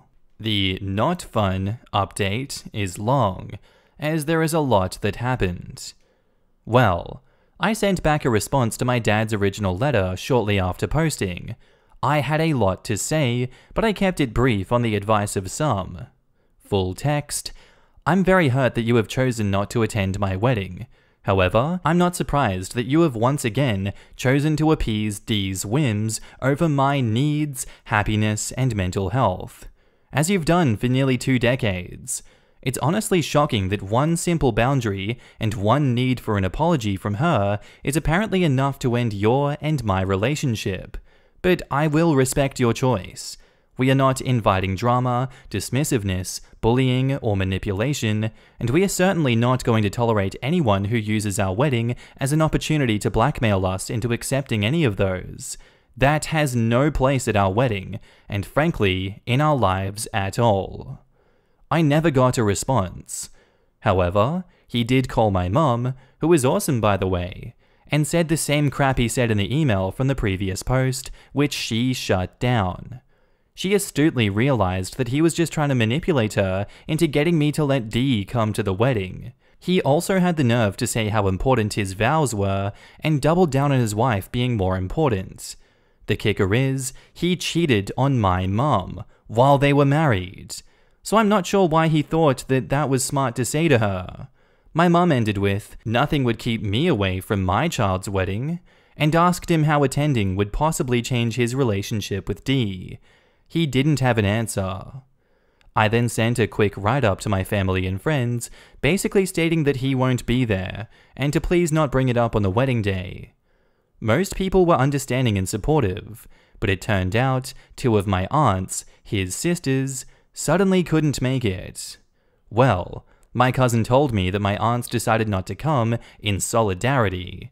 So while I was deciding what to do and trying not to get any others involved, my dad and Dee decided that it was better to use that time to poison my family against me. After all of his talk about not putting people in the middle in his letter, he sure had no problem with getting his siblings to boycott my wedding. My cousins were awesome though, and we had an excellent chance to reconnect about this type of bullcrap from our parents and bond. 2 days before the wedding, my dad sent me another email titled, I come in peace. In it, he confirmed that he won't come, but said that it saddens me to the depth of my soul, and that he wishes that there was a way to mend the family. Other than, I guess, attend my wedding? Then he wished me well, and to enjoy my wedding because of how wonderful and important weddings are. Lol. The way it was written made it seem like he wanted to come, but couldn't due to extenuating circumstances, which pissed me off. At the time of the wedding, he was sitting at home 30 minutes away, too much of a coward to show up. I waited until after the honeymoon to decide whether to respond. After talking with my therapist, I realized I did want to respond because I don't think he understood what missing my wedding meant, and I wanted to make it clear. In it, I said this email was nothing but a self-serving, disingenuous attempt to alleviate his own guilt for skipping it, and that there is no healing from this. Then I said to not contact me again. Fast forward to last week, I got a letter in the mail. No return address. It was a bunch of letters between us from when I was a child, and a piece of paper that said, "Happy birthday, don't throw away, your birth certificate and social security card are inside." So I guess that's that. He's wiped his hands of me, but not before going for a last attempt at a guilt trip. I've been working with my therapist through the hurt, anger, and sadness that I'm dealing with from being abandoned by my father. I've been very depressed. I'm grieving a loss, because I didn't want it to end this way, but he's made his choices. However, I'm thankful to have a great therapist and incredible support from my wife, mum, and friends. There is light at the end of the tunnel. Thank you to everyone for your comments and support, and thanks to my incredible wife for being by my side through everything. And now in the comments, congratulations on your wedding. When we're young, we're sort of trained to think of our parents as infallible and omnipotent. As we get older, it is important to recognize that our parents are people, and most people are screwed up with their own problems, and some of their problems are of their own making. Your father sounds like a my way or the highway type, but as you're a grown-up yourself, you get to set your own expectations, boundaries, and consequences of what you're looking to include in your life. And that probably includes letting your dad stick with his lonely highway as he has clearly chosen to do. I'd say that you probably don't have anything nice to say to your dad, so silence from here on out might convey the exact message that you're looking to send. And OP says, "Yeah, this has unfortunately been my journey over the past few years. Thanks for sharing." You gave him a clear indication of what his choices have resulted and will further result in if he keeps making his selfish choices. Now all of this, like before, is on him. He made his choice, and now he's lost his son, and that's on him again. Like you indicated, he's a coward and will die a coward. I respect your assertiveness and willingness to set strict boundaries. You made the right decision in the end. Good luck with all. And OP says, "Thank you. It means a lot. Yes, I know he and D are going to tell everyone who will hear how I wronged and am mean and am selfish and it's all my fault, but it's really on them, and this specifically is on him. They can lie about it all they want, but the truth is the truth. My dad did exactly the same, but it's always hard to explain to people that my life has suffered no loss due to his absence from it." And OP says, "Yes. With D, my dad didn't get that I felt better without her. It's a bit harder with him, as we were close and shared a lot of interests, but I can't have a relationship with someone who can't respect me enough to show up to my wedding." OP seems to use his father's wife as the explanation for a lot of his father's poor behavior. By the end, I'm pretty confident it's just 'cause he's a shitty person. Yeah. No one made the dad cheat on his mum, marry D, and allow her to abuse his kids, write nasty emails, and then refuse to come to his wedding. Those choices are all his dad's. Poor OP, but good on him for standing by the simple request for some decency. How would you feel about your daughter seeing an older man? How should I tell them about him? I'm 18, and I've been dating a 44-year-old man for the past 2 months. He was my first kiss, and he also took my virginity. I've been telling my parents that I'm hanging out with my friends when I'm actually seeing him.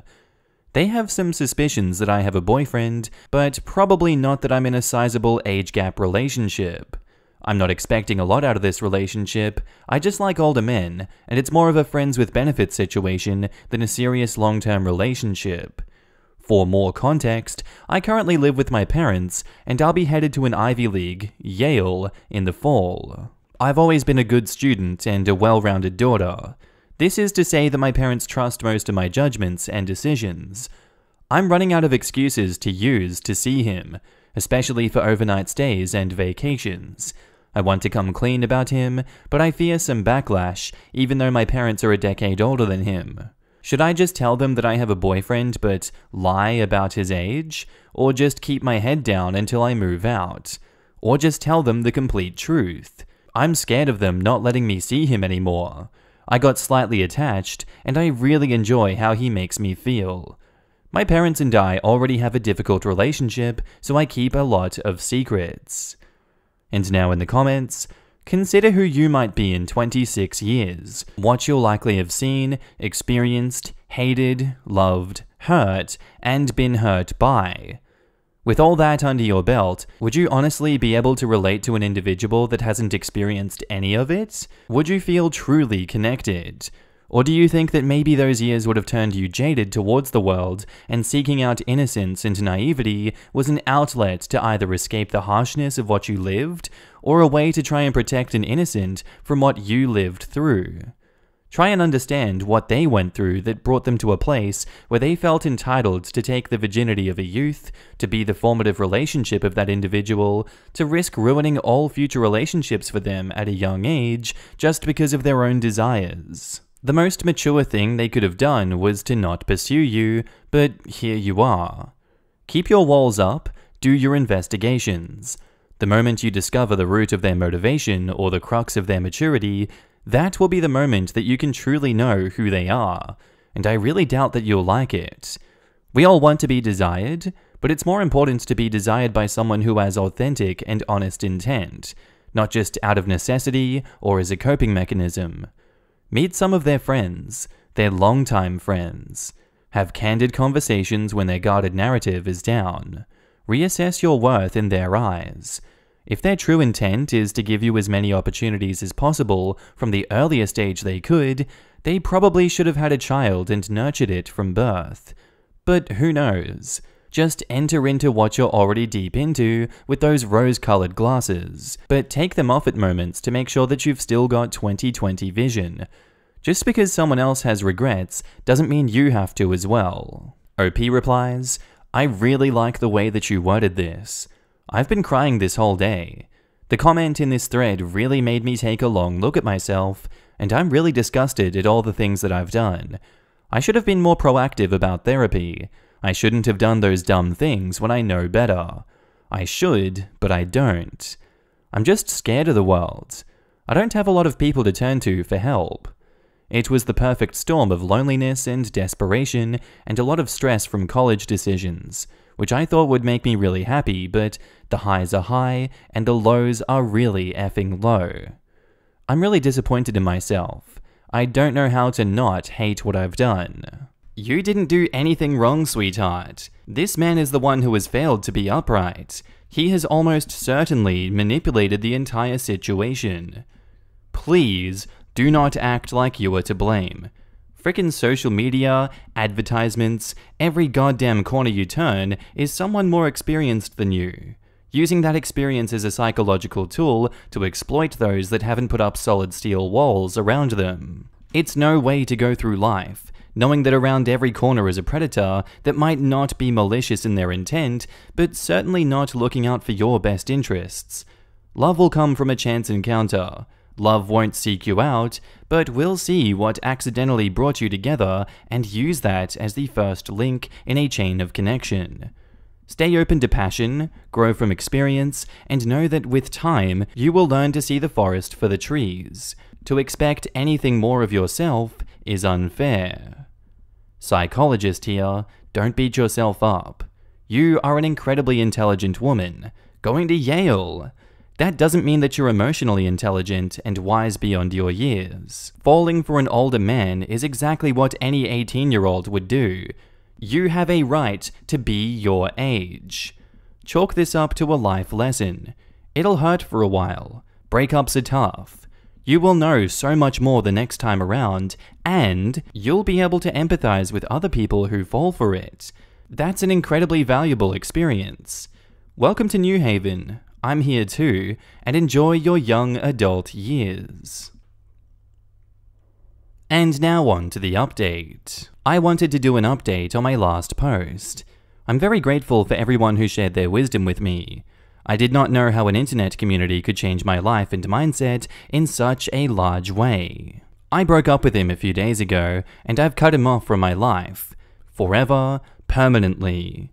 I'm restarting cognitive behavioral therapy, not the CBT therapy that you guys are thinking about. Again, with my past therapist, who I really connected with.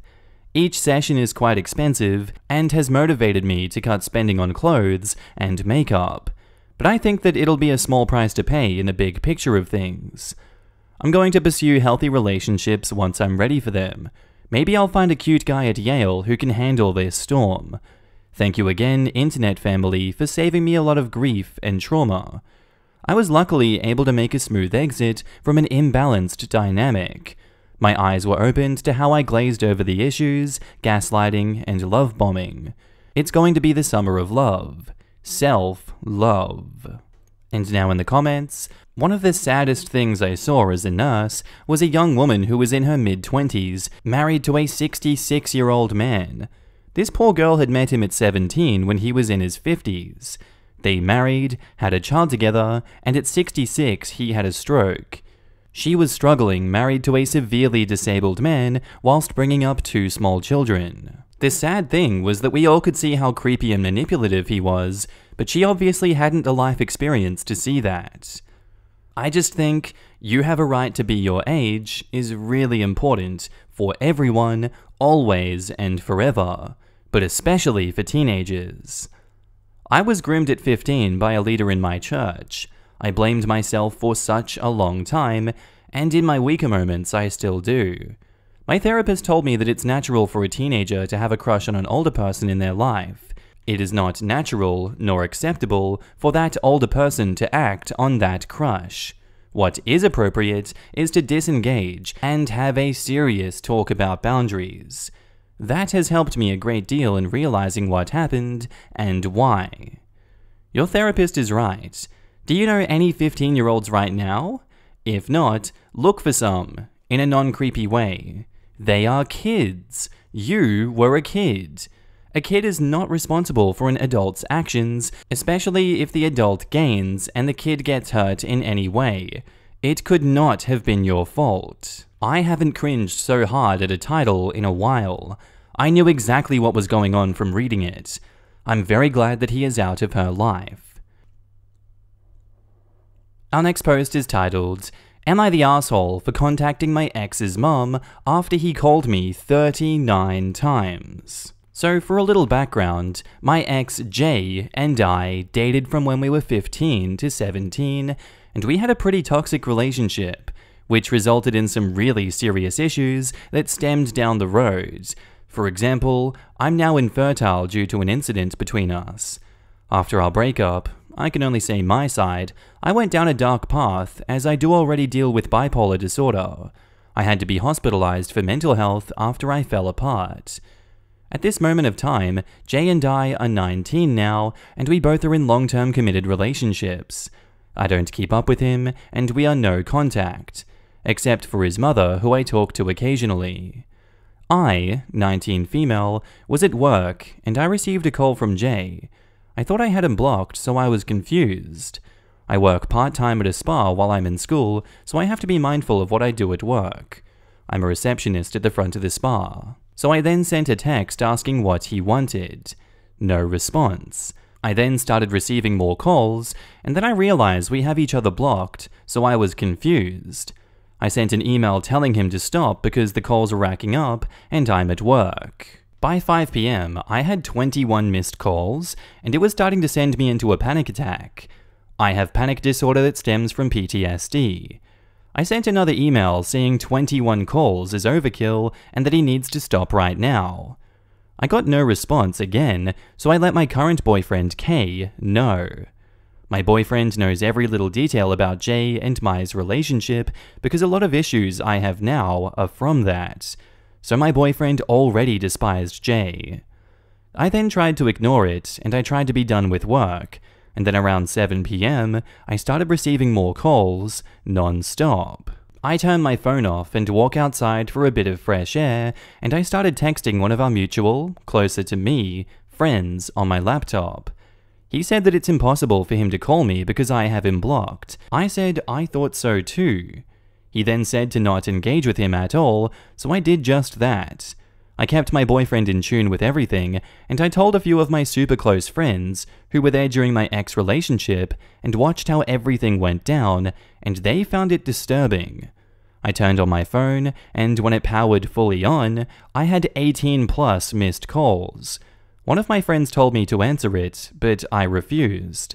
My boyfriend is obviously angry, not at me, and he said that I need to change my number, which I am absolutely considering now.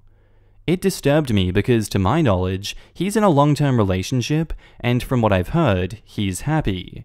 I talked to my mum, and she told me to talk to his mum. So I texted her, and I told her everything.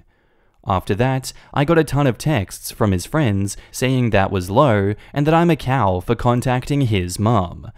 I do feel bad because we're adults and should be able to handle things on our own. I don't know.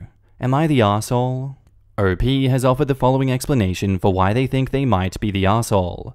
1. I called his mum and told her everything, and 2. Everyone's telling me that I should have handled it like an adult and that I'm in the wrong. Now in the comments, not the arsehole. If he doesn't want his mum called, he shouldn't call you 37 times. And OP says, agreed. That's what my mum said. Also, him blowing you up like this is probably an indicator that something is wrong in his life. So letting his mum, who I'm assuming is a close trusted family member in his life, know about it is actually a good thing to do. Exactly. There is nothing immature, low, or bitchy about OP not handling the issues of a person who hurt her so profoundly. Taking care of herself is in fact the mature thing to do, and letting someone in her ex's life know that he is behaving erratically is in fact incredibly kind and responsible. Not the arsehole. Y'all are in that in-between time where legally you're adults, but you are still teenagers. Calling his mum is likely to bring about a better outcome for him than calling the police and putting on a restraining order, which would be the adult way to do this. If he continues to bother you, I would encourage you to seek the adult response so that it ends up on his record. And OP says, I'm definitely getting to that point. My parents already wanted to file a restraining order, but I didn't want to after the breakup, but I am starting to agree with them. And now on to the update. First of all, thank you so much for the endless support. I felt very alone in this situation, and I felt much better with your comments. I read each and every one of them. Now the update. I called a lawyer yesterday, and we are trying to organize everything to see if we could get a restraining order on him. While that was in the process, I went about my day as usual. And then yesterday, I got a weird call.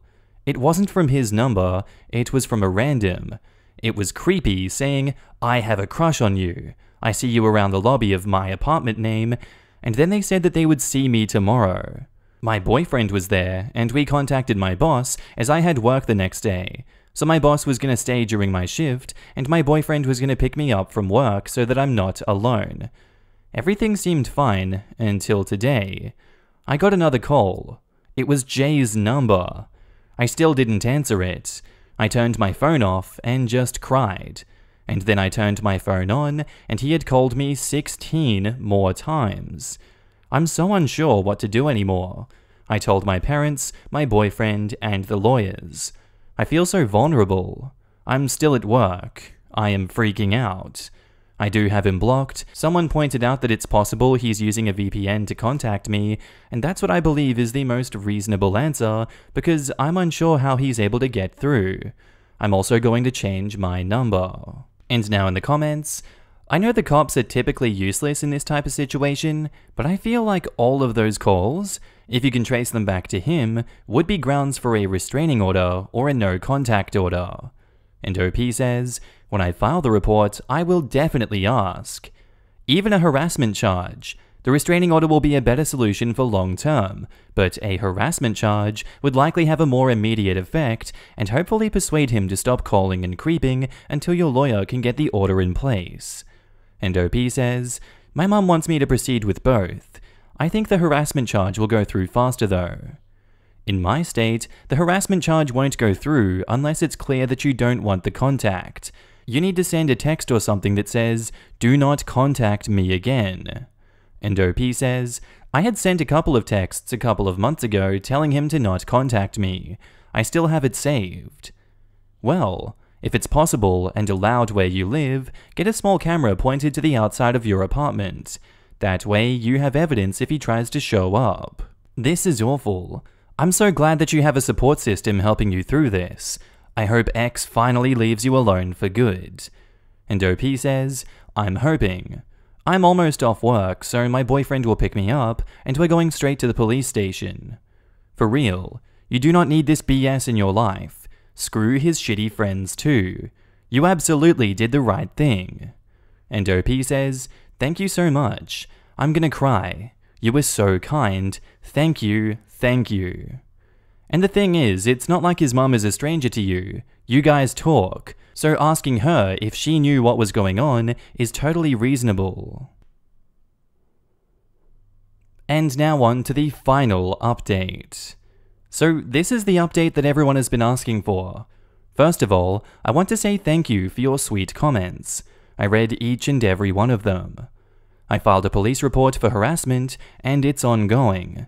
I collected everything I had from the past 2 years and turned it over. I also talked to my parents and got a lawyer, and we're working on filing a protection order against him. My state is kind of slow with the process, but until then, I have friends/family/my boyfriend keeping close watch of me. There were a lot of theories of why the calls were going through, so I asked my brother who is in the tech industry, and he said the most plausible theory is that my ex was using a VPN. So that was rough, because I continued to get calls even after my post.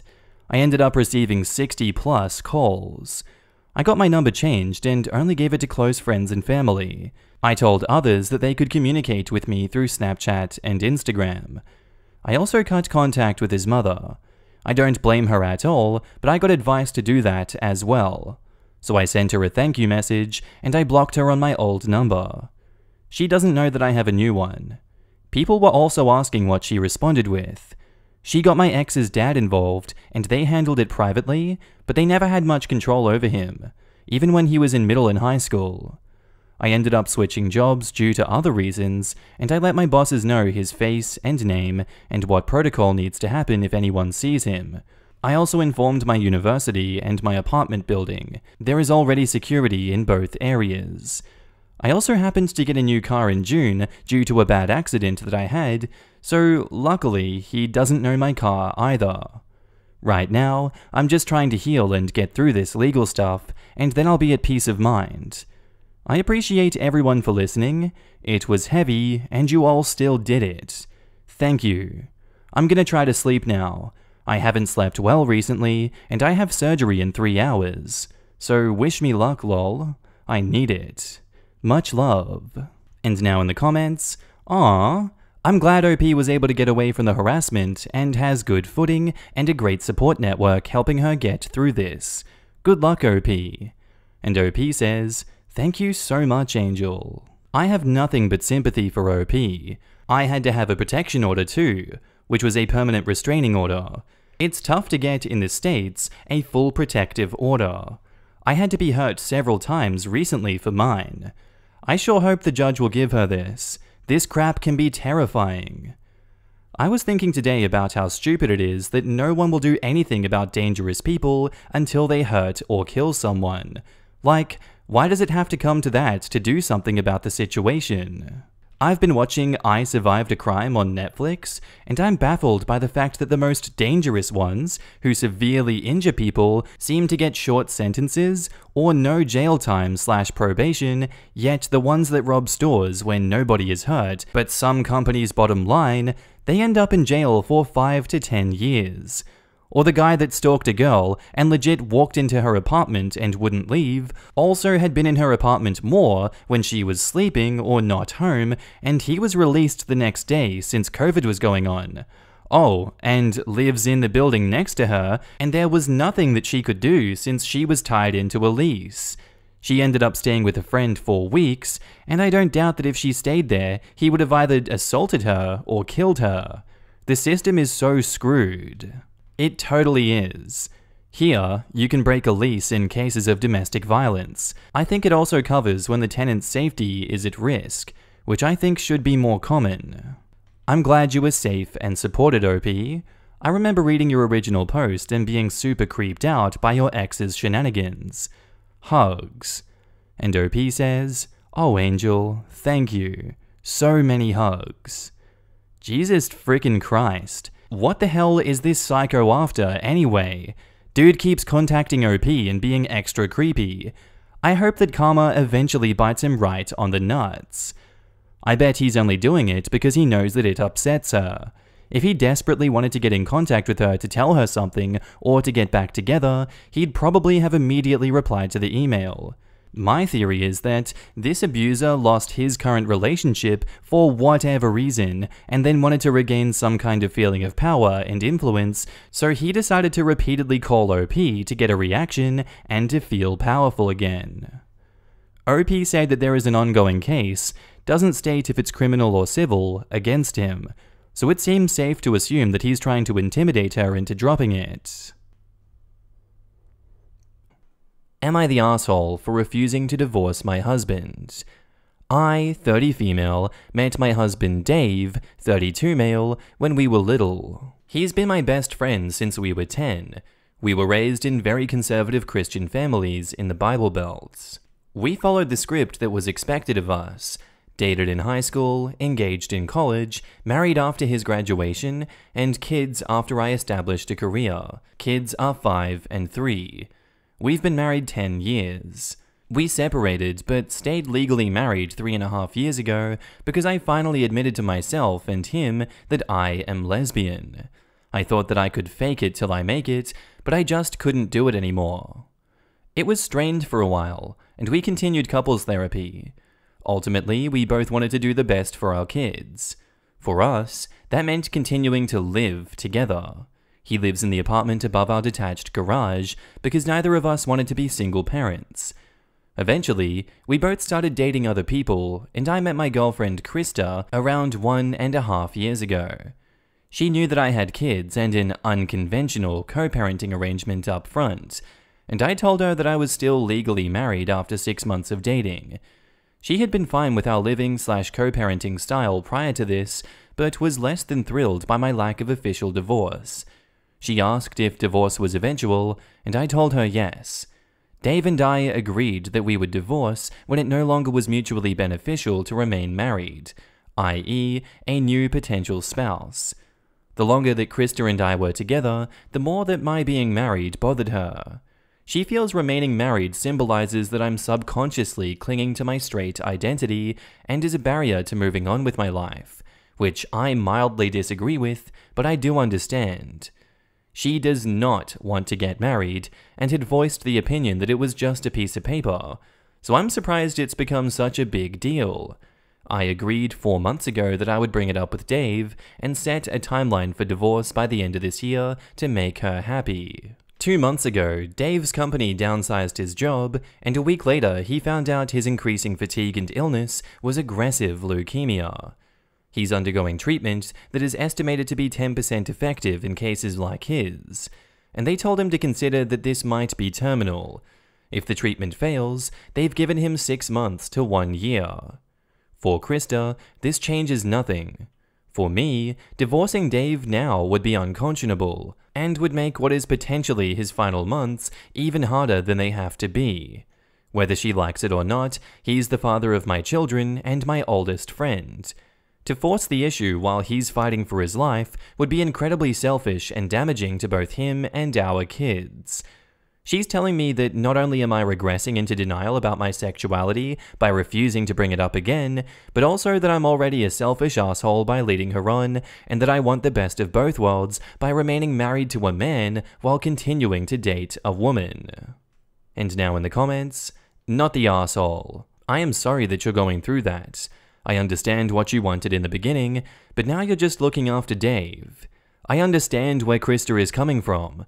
You haven't given up your straight relationship yet, and that is frustrating for her. But now I don't think it's about the relationship. It's about your friendship.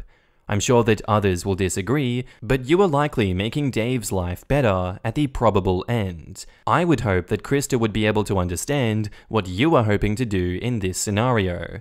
Have you explained to her? I mean, in reality, can you really argue that you have remained married at this point? You guys lead separate lives and are actively dating. At this point, to me, it really is just a piece of paper. I suppose if you still live with him, it's easier to argue, but either way, I don't see the problem. But that's me. Anyways, I hope you figure something out, and best of luck to Dave. OP replies, I've tried explaining, and she's insisting that the agreement I made with her is more important. She said that if Dave is really okay with my lifestyle like he says, it wouldn't matter to him that we get divorced, and it definitely shouldn't matter to me. Well, now you get to rethink if you really want to continue a relationship with someone so lacking in empathy. This right here, I would seriously consider ending that relationship ASAP. This person is extremely selfish to ask this of you. I would dump the girlfriend and keep the lifelong friends. Imagine explaining this to your kids in 10 years. Your father was a kind and loving man, and even when I realized that I was a lesbian, he didn't let that get in the way of being a loving family. So of course, when he got cancer, I divorced him to make my new lover happy. And OP says, F that, I can't imagine explaining it to them now, and they don't even get it now. Not the asshole. It doesn't make sense at this point to get divorced. With all due respect, if he's coming to the end of the road, why not just wait? I'm so sorry if this sounds insensitive, I don't mean it to be. If he makes the recovery, then I would bring it up. But until then, it's just a matter of time. He does not deserve the added stress from his best friend during these more trying last months/year. Your girlfriend needs to respect your family. And OP replies, thank you. That's how I've felt about it. And you're not insensitive, it's pragmatic. But she's worked it all up to be this big psychological thing. Like, if I don't get the divorce before he passes away, I'll always have some lingering doubt that I really meant our separation. I forgot exactly how she phrased it, but I took her words to mean that insisting on a divorce is confirming my new sexuality. Not insisting signifies that I'm not really serious or committed to being a lesbian for life. And someone replies to OP, I can understand the not being serious issue, but these are very special circumstances, unfortunately. At least from an outsider's perspective. If you're in a loving relationship and you're waiting, for very solid reasons, on something that is soon approaching, then it shouldn't be an issue. All of your stated reasons are valid, rather than having to prove a label to someone. I wish you the best, OP. And OP says, thank you. And now on to the update. First off, I know this isn't a support sub and I didn't expect it to be, but it kinda turned out that way. And I appreciate you all so much. Thank you. I received the most helpful, constructive feedback I have ever gotten in my entire life from this sub. As far as the issue at hand in my last post, I feel confident that I'm doing the right thing by not asking Dave for a divorce. Krista still disagrees, damn near violently. As such, she is no longer my girlfriend. I tried to have a calm, adult conversation with her about it the night after my original post. Emphasis on tried. She was immediately aggravated and defensive. Told me that unless the next words out of my mouth involved signing divorce papers, we had nothing to talk about. I asked her why it bothered her so much, and it turned into an argument, no matter how calmly I tried to remain. Ultimately, she admitted, in a fit of rage, that she felt people who stayed friends with their exes are psychologically damaged and are guaranteed to cheat. When I asked if she knew my situation and felt that way, why did she press me for a relationship? That she originally said that she never wanted. She said that she assumed that Dave would snap and do something that either was awful or that she could convince me was awful at some point. It then came out in our argument that she was pushing so hard on the divorce issue now to intentionally create tension and shatter Dave and I's care for each other because, again, in her opinion, it is completely unnatural. That was it. I told her that I was done and I didn't need a heartless, selfish, insecure, jealousy-riddled piece of crap like her in my life or around my kids. The rest of it after that was just immature on both of our parts, with us both yelling insults at each other while she threw stuff everywhere. Clothes, blankets, couch cushions, etc., looking for things that she'd brought to the house and left over the last year. The kids weren't there, thank God. I had the foresight to see if Dave would have them for a sleepover in his apartment. I'm okay, I think. Grieving a bit, which feels stupid considering everything, but I feel like I had a rotten tooth for so long. I didn't realize how much pain and pressure it was causing me until I yanked it out. And now in the comments, based on your original post, your husband is dying, your kids are about to lose their dad, and you're about to lose, sexual orientation aside, someone you've built a life with. Krista does not register any of this as important. Think about that. She wants you to leave a family that's about to be plunged into a great deal of grief. This is not a person that you want around your kids, not the asshole. I feel sorry that the OP's first experience embracing her new true self ended in such a bad way. I guess things could have gone worse, but luckily she stood her ground and hopefully didn't let this weigh her down in search of someone else in her life. I hope her friend/husband made it through his cancer. I feel like OP was fortunate to have such an understanding friend and husband, despite them both coming from strong conservative and religious backgrounds. It's basically a lesbian rite of passage to have a slightly traumatic situationship as your first lesbian experience. What a monstrous thing to do. Krista deliberately tried to break the bonds of friendship between the co-parents of young children, knowing that in less than a year, their father would be dead. Those children are going to be devastated and forever altered by the bereavement that they will soon endure. Not only will their mother be grieving for her friend, once upon a time husband and father of her children, but she will also have to set aside any and all the emotional energy she can to help her grieving children. I'm a widow. Helping my children while I was also grieving was one of the hardest things that I've ever had to do. Coming home from the hospital and telling them their dad had died while trying not to just fall apart. Trying to stay calm and open and present for them when I didn't know how I was going to go on. The single hardest day of my entire life. And Krista would knowingly make that worse for OP and those children by intentionally destroying the family that they have beforehand. She would subject those children to divorce because she thinks friendly co-parenting make her girlfriend a cheater.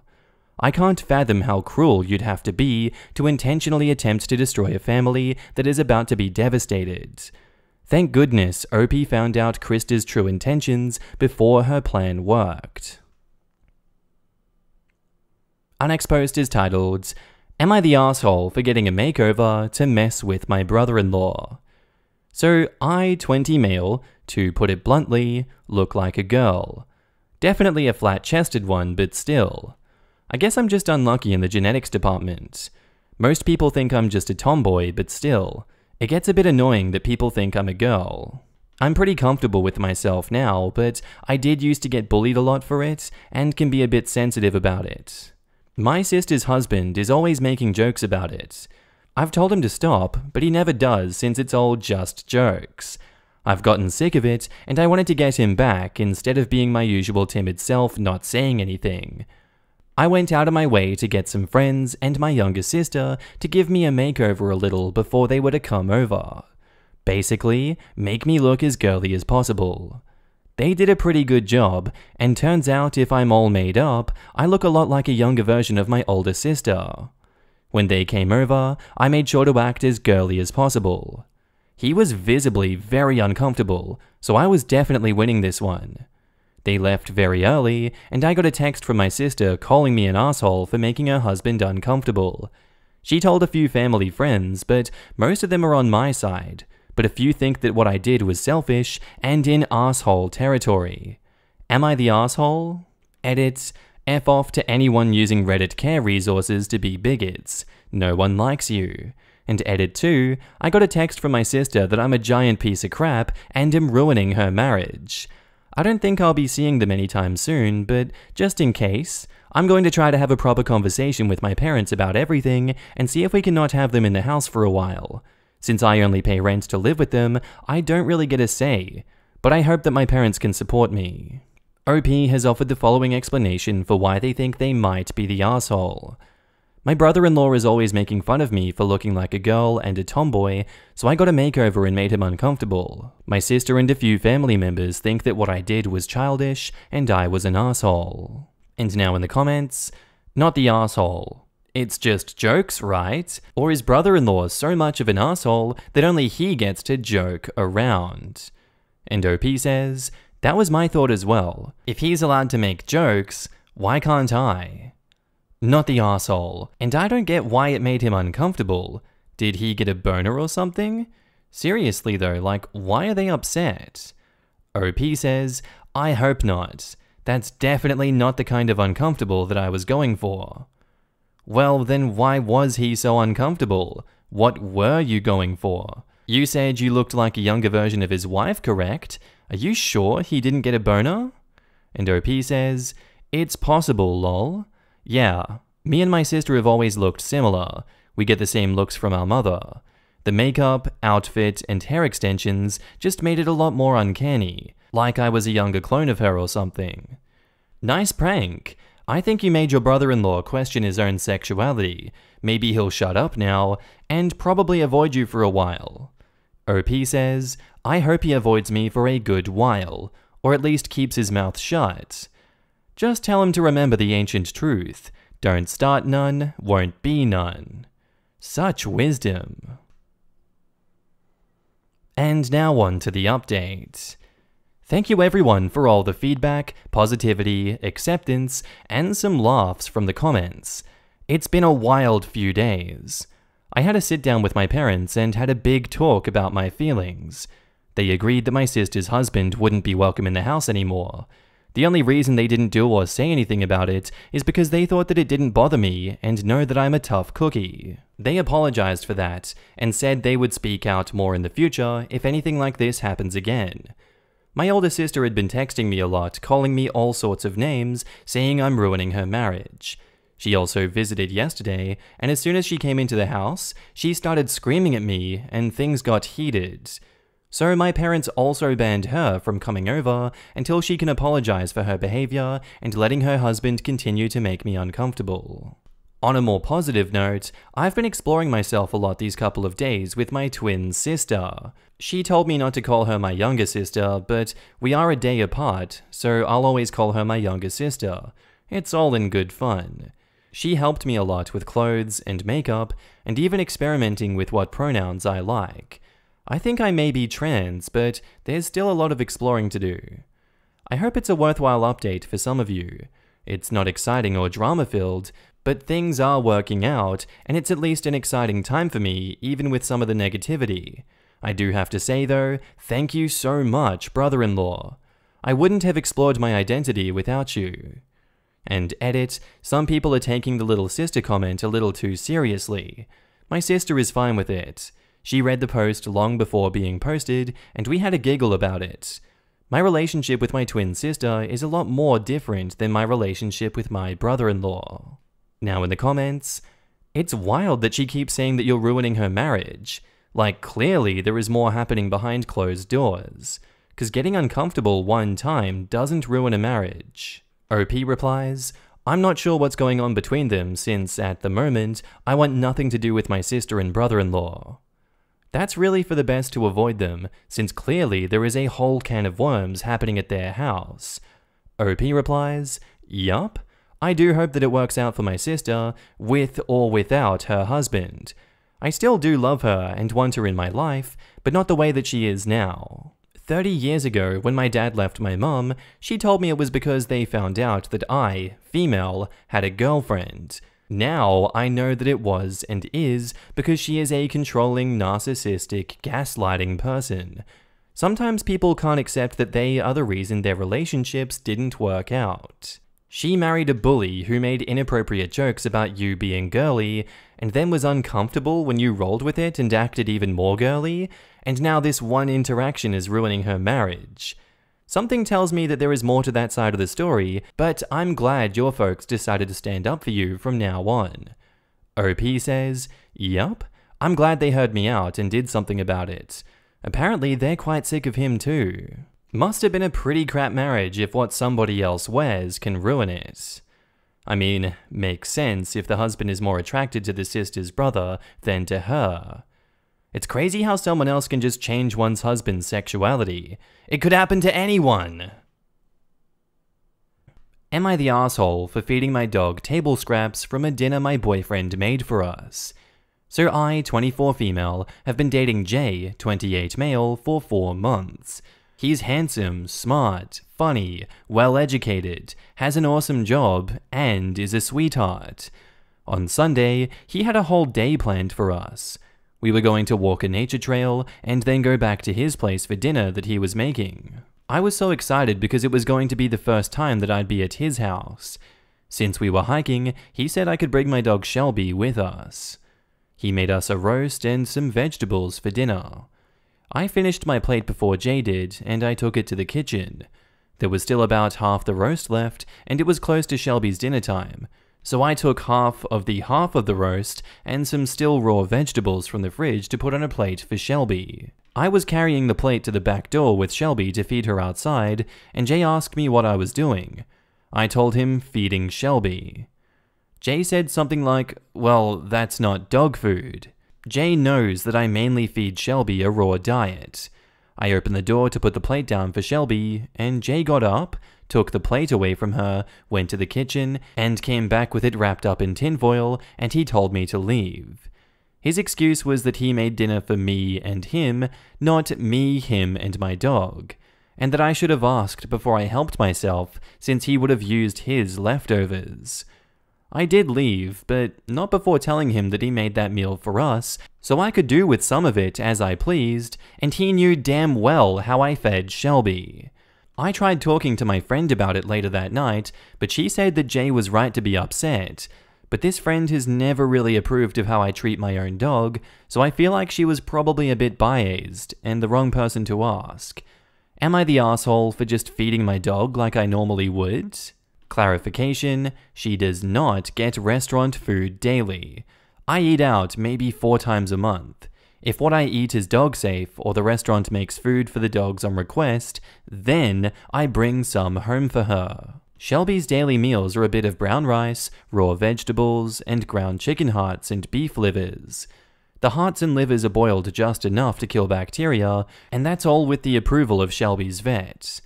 I asked Jay how he prepared the roast so I could know if it was safe to give her. And that's why I also got her fresh, unused vegetables from the fridge. And now in the comments, yes, you're the asshole. Your now ex-boyfriend made a special meal for you. You took a large hunk of that special meal and you gave it to your dog. Not only that, but you did so knowing that it would upset your now ex-boyfriend. You should have just brought dog food to feed Shelby. You should not have fed Shelby with people food, and you should particularly not have fed your dog with the special dinner that your now ex-boyfriend prepared for you.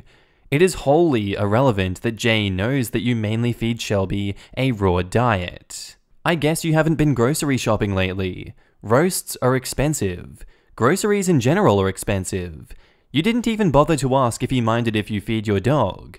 You aren't entitled to food that you didn't pay for or make. Yes, and OP also helped herself to the veggies in his fridge that he hadn't offered or prepared. Even veggies have gone up in price. The entitlement is astounding. Helping yourself to the contents of someone else's fridge the first time you're at their house is pretty astonishing too. I get that they're dating, but I would definitely ask until I'd feel at home at their place, and that would not be during the first time that I'm there. You're the asshole. A quarter of a roast is not table scraps. How is the fact that you mainly feed your dog a raw diet at all relevant? Also, holy entitlement Batman, at you made that dinner for me so I can do with it as I please. By that logic, it would have been perfectly acceptable to flush it down the toilet. You're the asshole, OP. A roast with seasonings and probably garlic is not fit for a dog to eat, and is nowhere near raw. It's also not recommended to feed a raw diet at all. I've heard that from many vets. And also, roasts are frickin' expensive. He put a lot of thought and effort into making this meal for you, and you showed extreme disrespect. I definitely suggest that you talk to your vet about finding a better diet for Shelby and learn not to be so greedy going forward. And now on to the update. I accept that I'm the asshole for what I said and did to Jay. Some of these responses were harsh, but I see now how and why I was entitled. Thanks to the people that responded to the actual issue. Others going on about her diet. Thanks for the concern. But I came here to ask about Jay, not get into a debate about dog foods. Shelby has been on her diet for 6 years and is a healthy and active puppo. That's all I and my vet need to know. As for Jay, I apologized to him and he did accept my apology, but he broke it off. He said it was the last straw for him over me doing things without asking first. He has talked to me about taking things off his plate or drink without asking first. I've tried to do better, but I keep slipping up. I didn't realize I was that bad about it, so I'm going to work on myself for the next guy. For people that said not going to his place for 4 months was a red flag, that was my decision that he respected. I don't want to go to someone's house or them know where I live the first few months of dating and getting to knowing each other. Now in the comments, y'all missed the best comment by her. This is behavior that she learned from her father, who would call it table scraps and then use it all to go feed his chickens. Fascinating. I've met people from families who turn their noses up at leftovers. Like food originally prepared a couple of days before is now beneath them and not worthy of human consumption. I wonder if OP was from one of those types of families. Leftover snobs miss out on so much. There are so many meals that are objectively better as leftovers. Lamau? Wait? He already talked to her about taking food from his plate? I'm impressed she's actually posted this update. Her comments were full of deflection, and she never acknowledged her actual faults in them. The dog only eats organ meat as a protein source, except for roasts or specially prepared meat from a restaurant? The fact that when they go out on dates, she requests specially made meals to bring home to her dog and expected that to be a tip-off for him is just next level. OP clearly expects the rest of the world to revolve around the way that she does things. It's just the absolutely entitled and bonkers way that she does things. Our next post is titled, "What asinine work-at-home policy has your employer come up with?" Today, mine came up with the brilliant idea of, if you're not at the location where your paycheck is addressed, you're AWOL because you are not home. That's gonna suck ass for those single folks who periodically spend time over at their significant other's place, or for couples that have more than one home.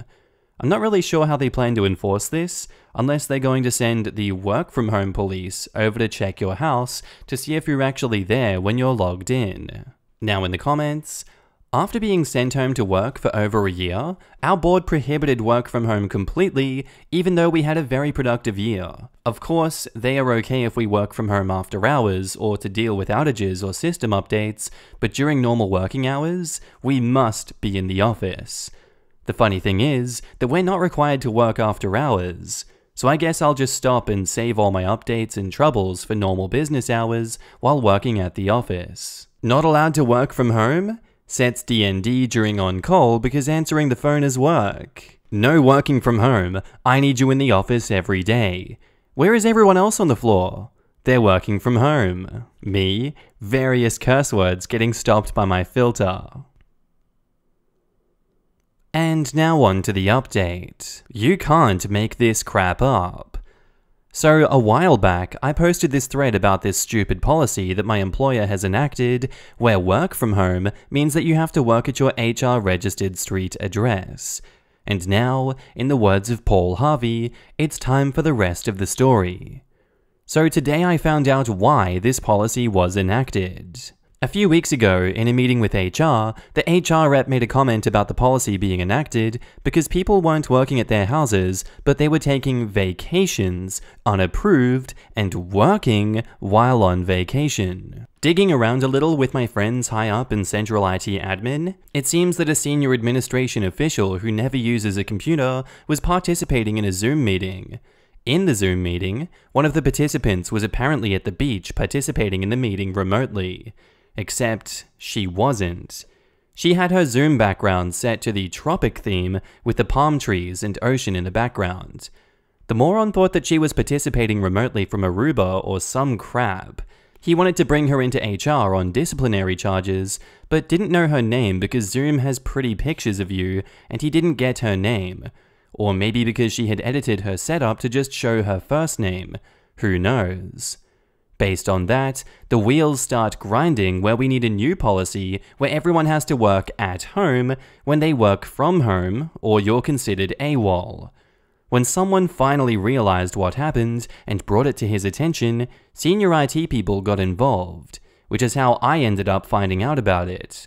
They explained the Zoom background to him, and rather than admitting his mistake, he doubles down with how the policy is necessary and becomes even more vested in making it a reality, rather than admitting his mistake and looking like a complete moron. No, I'm not shitting you. This is not urban legend territory. I would laugh if it weren't so stupid.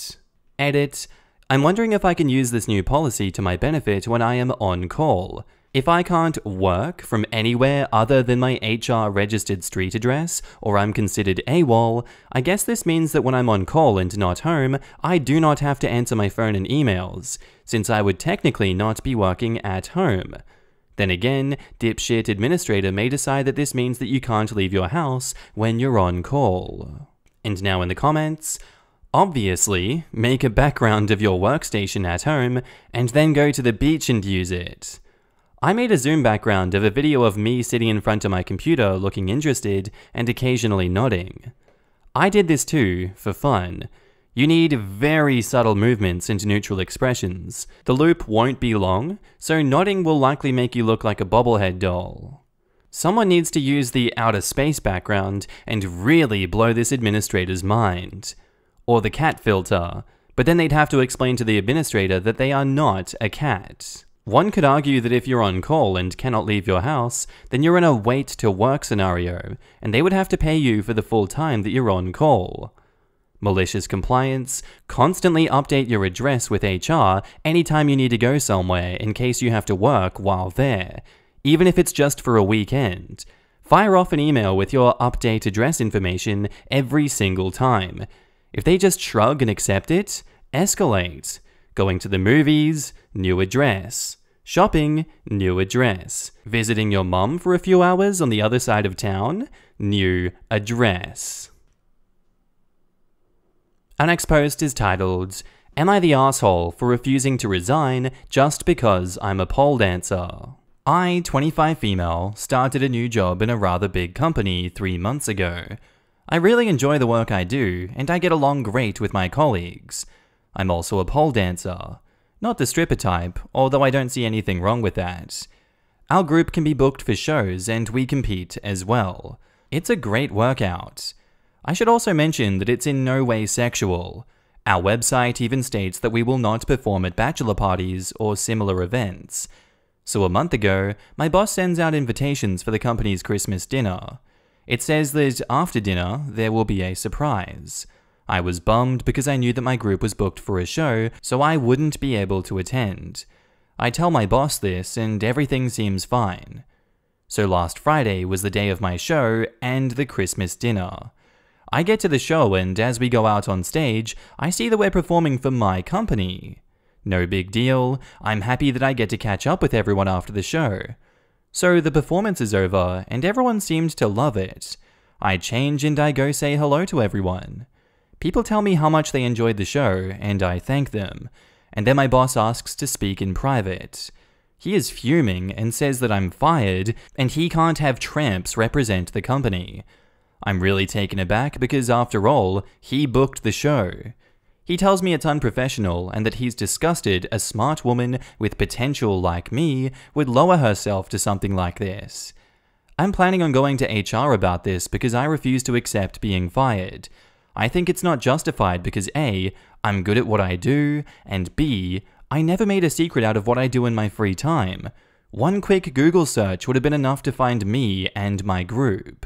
Now in the comments, not the asshole, but this says a lot about the surprise he had planned for the company's Christmas dinner. If he thinks that pole dancers are tramps, why on earth did he book a group of pole dancers for the company Christmas dinner? If he can't have tramps represent the company, then why did he hire tramps for the company Christmas surprise? This is a total double standard. This is what you need to say to HR. If what you are doing is so unprofessional, then your boss shouldn't have made it a part of the holiday dinner. Good luck. I think he just didn't like being caught off guard. He didn't like that he was the one surprised. He felt like he wasn't in control. This OP, say exactly this to HR. You are seriously not the asshole. Not the asshole. It's unprofessional for you to work at both companies, but not for him to have hired them to perform at his company Christmas party. That makes no sense. Also, damn, good for you.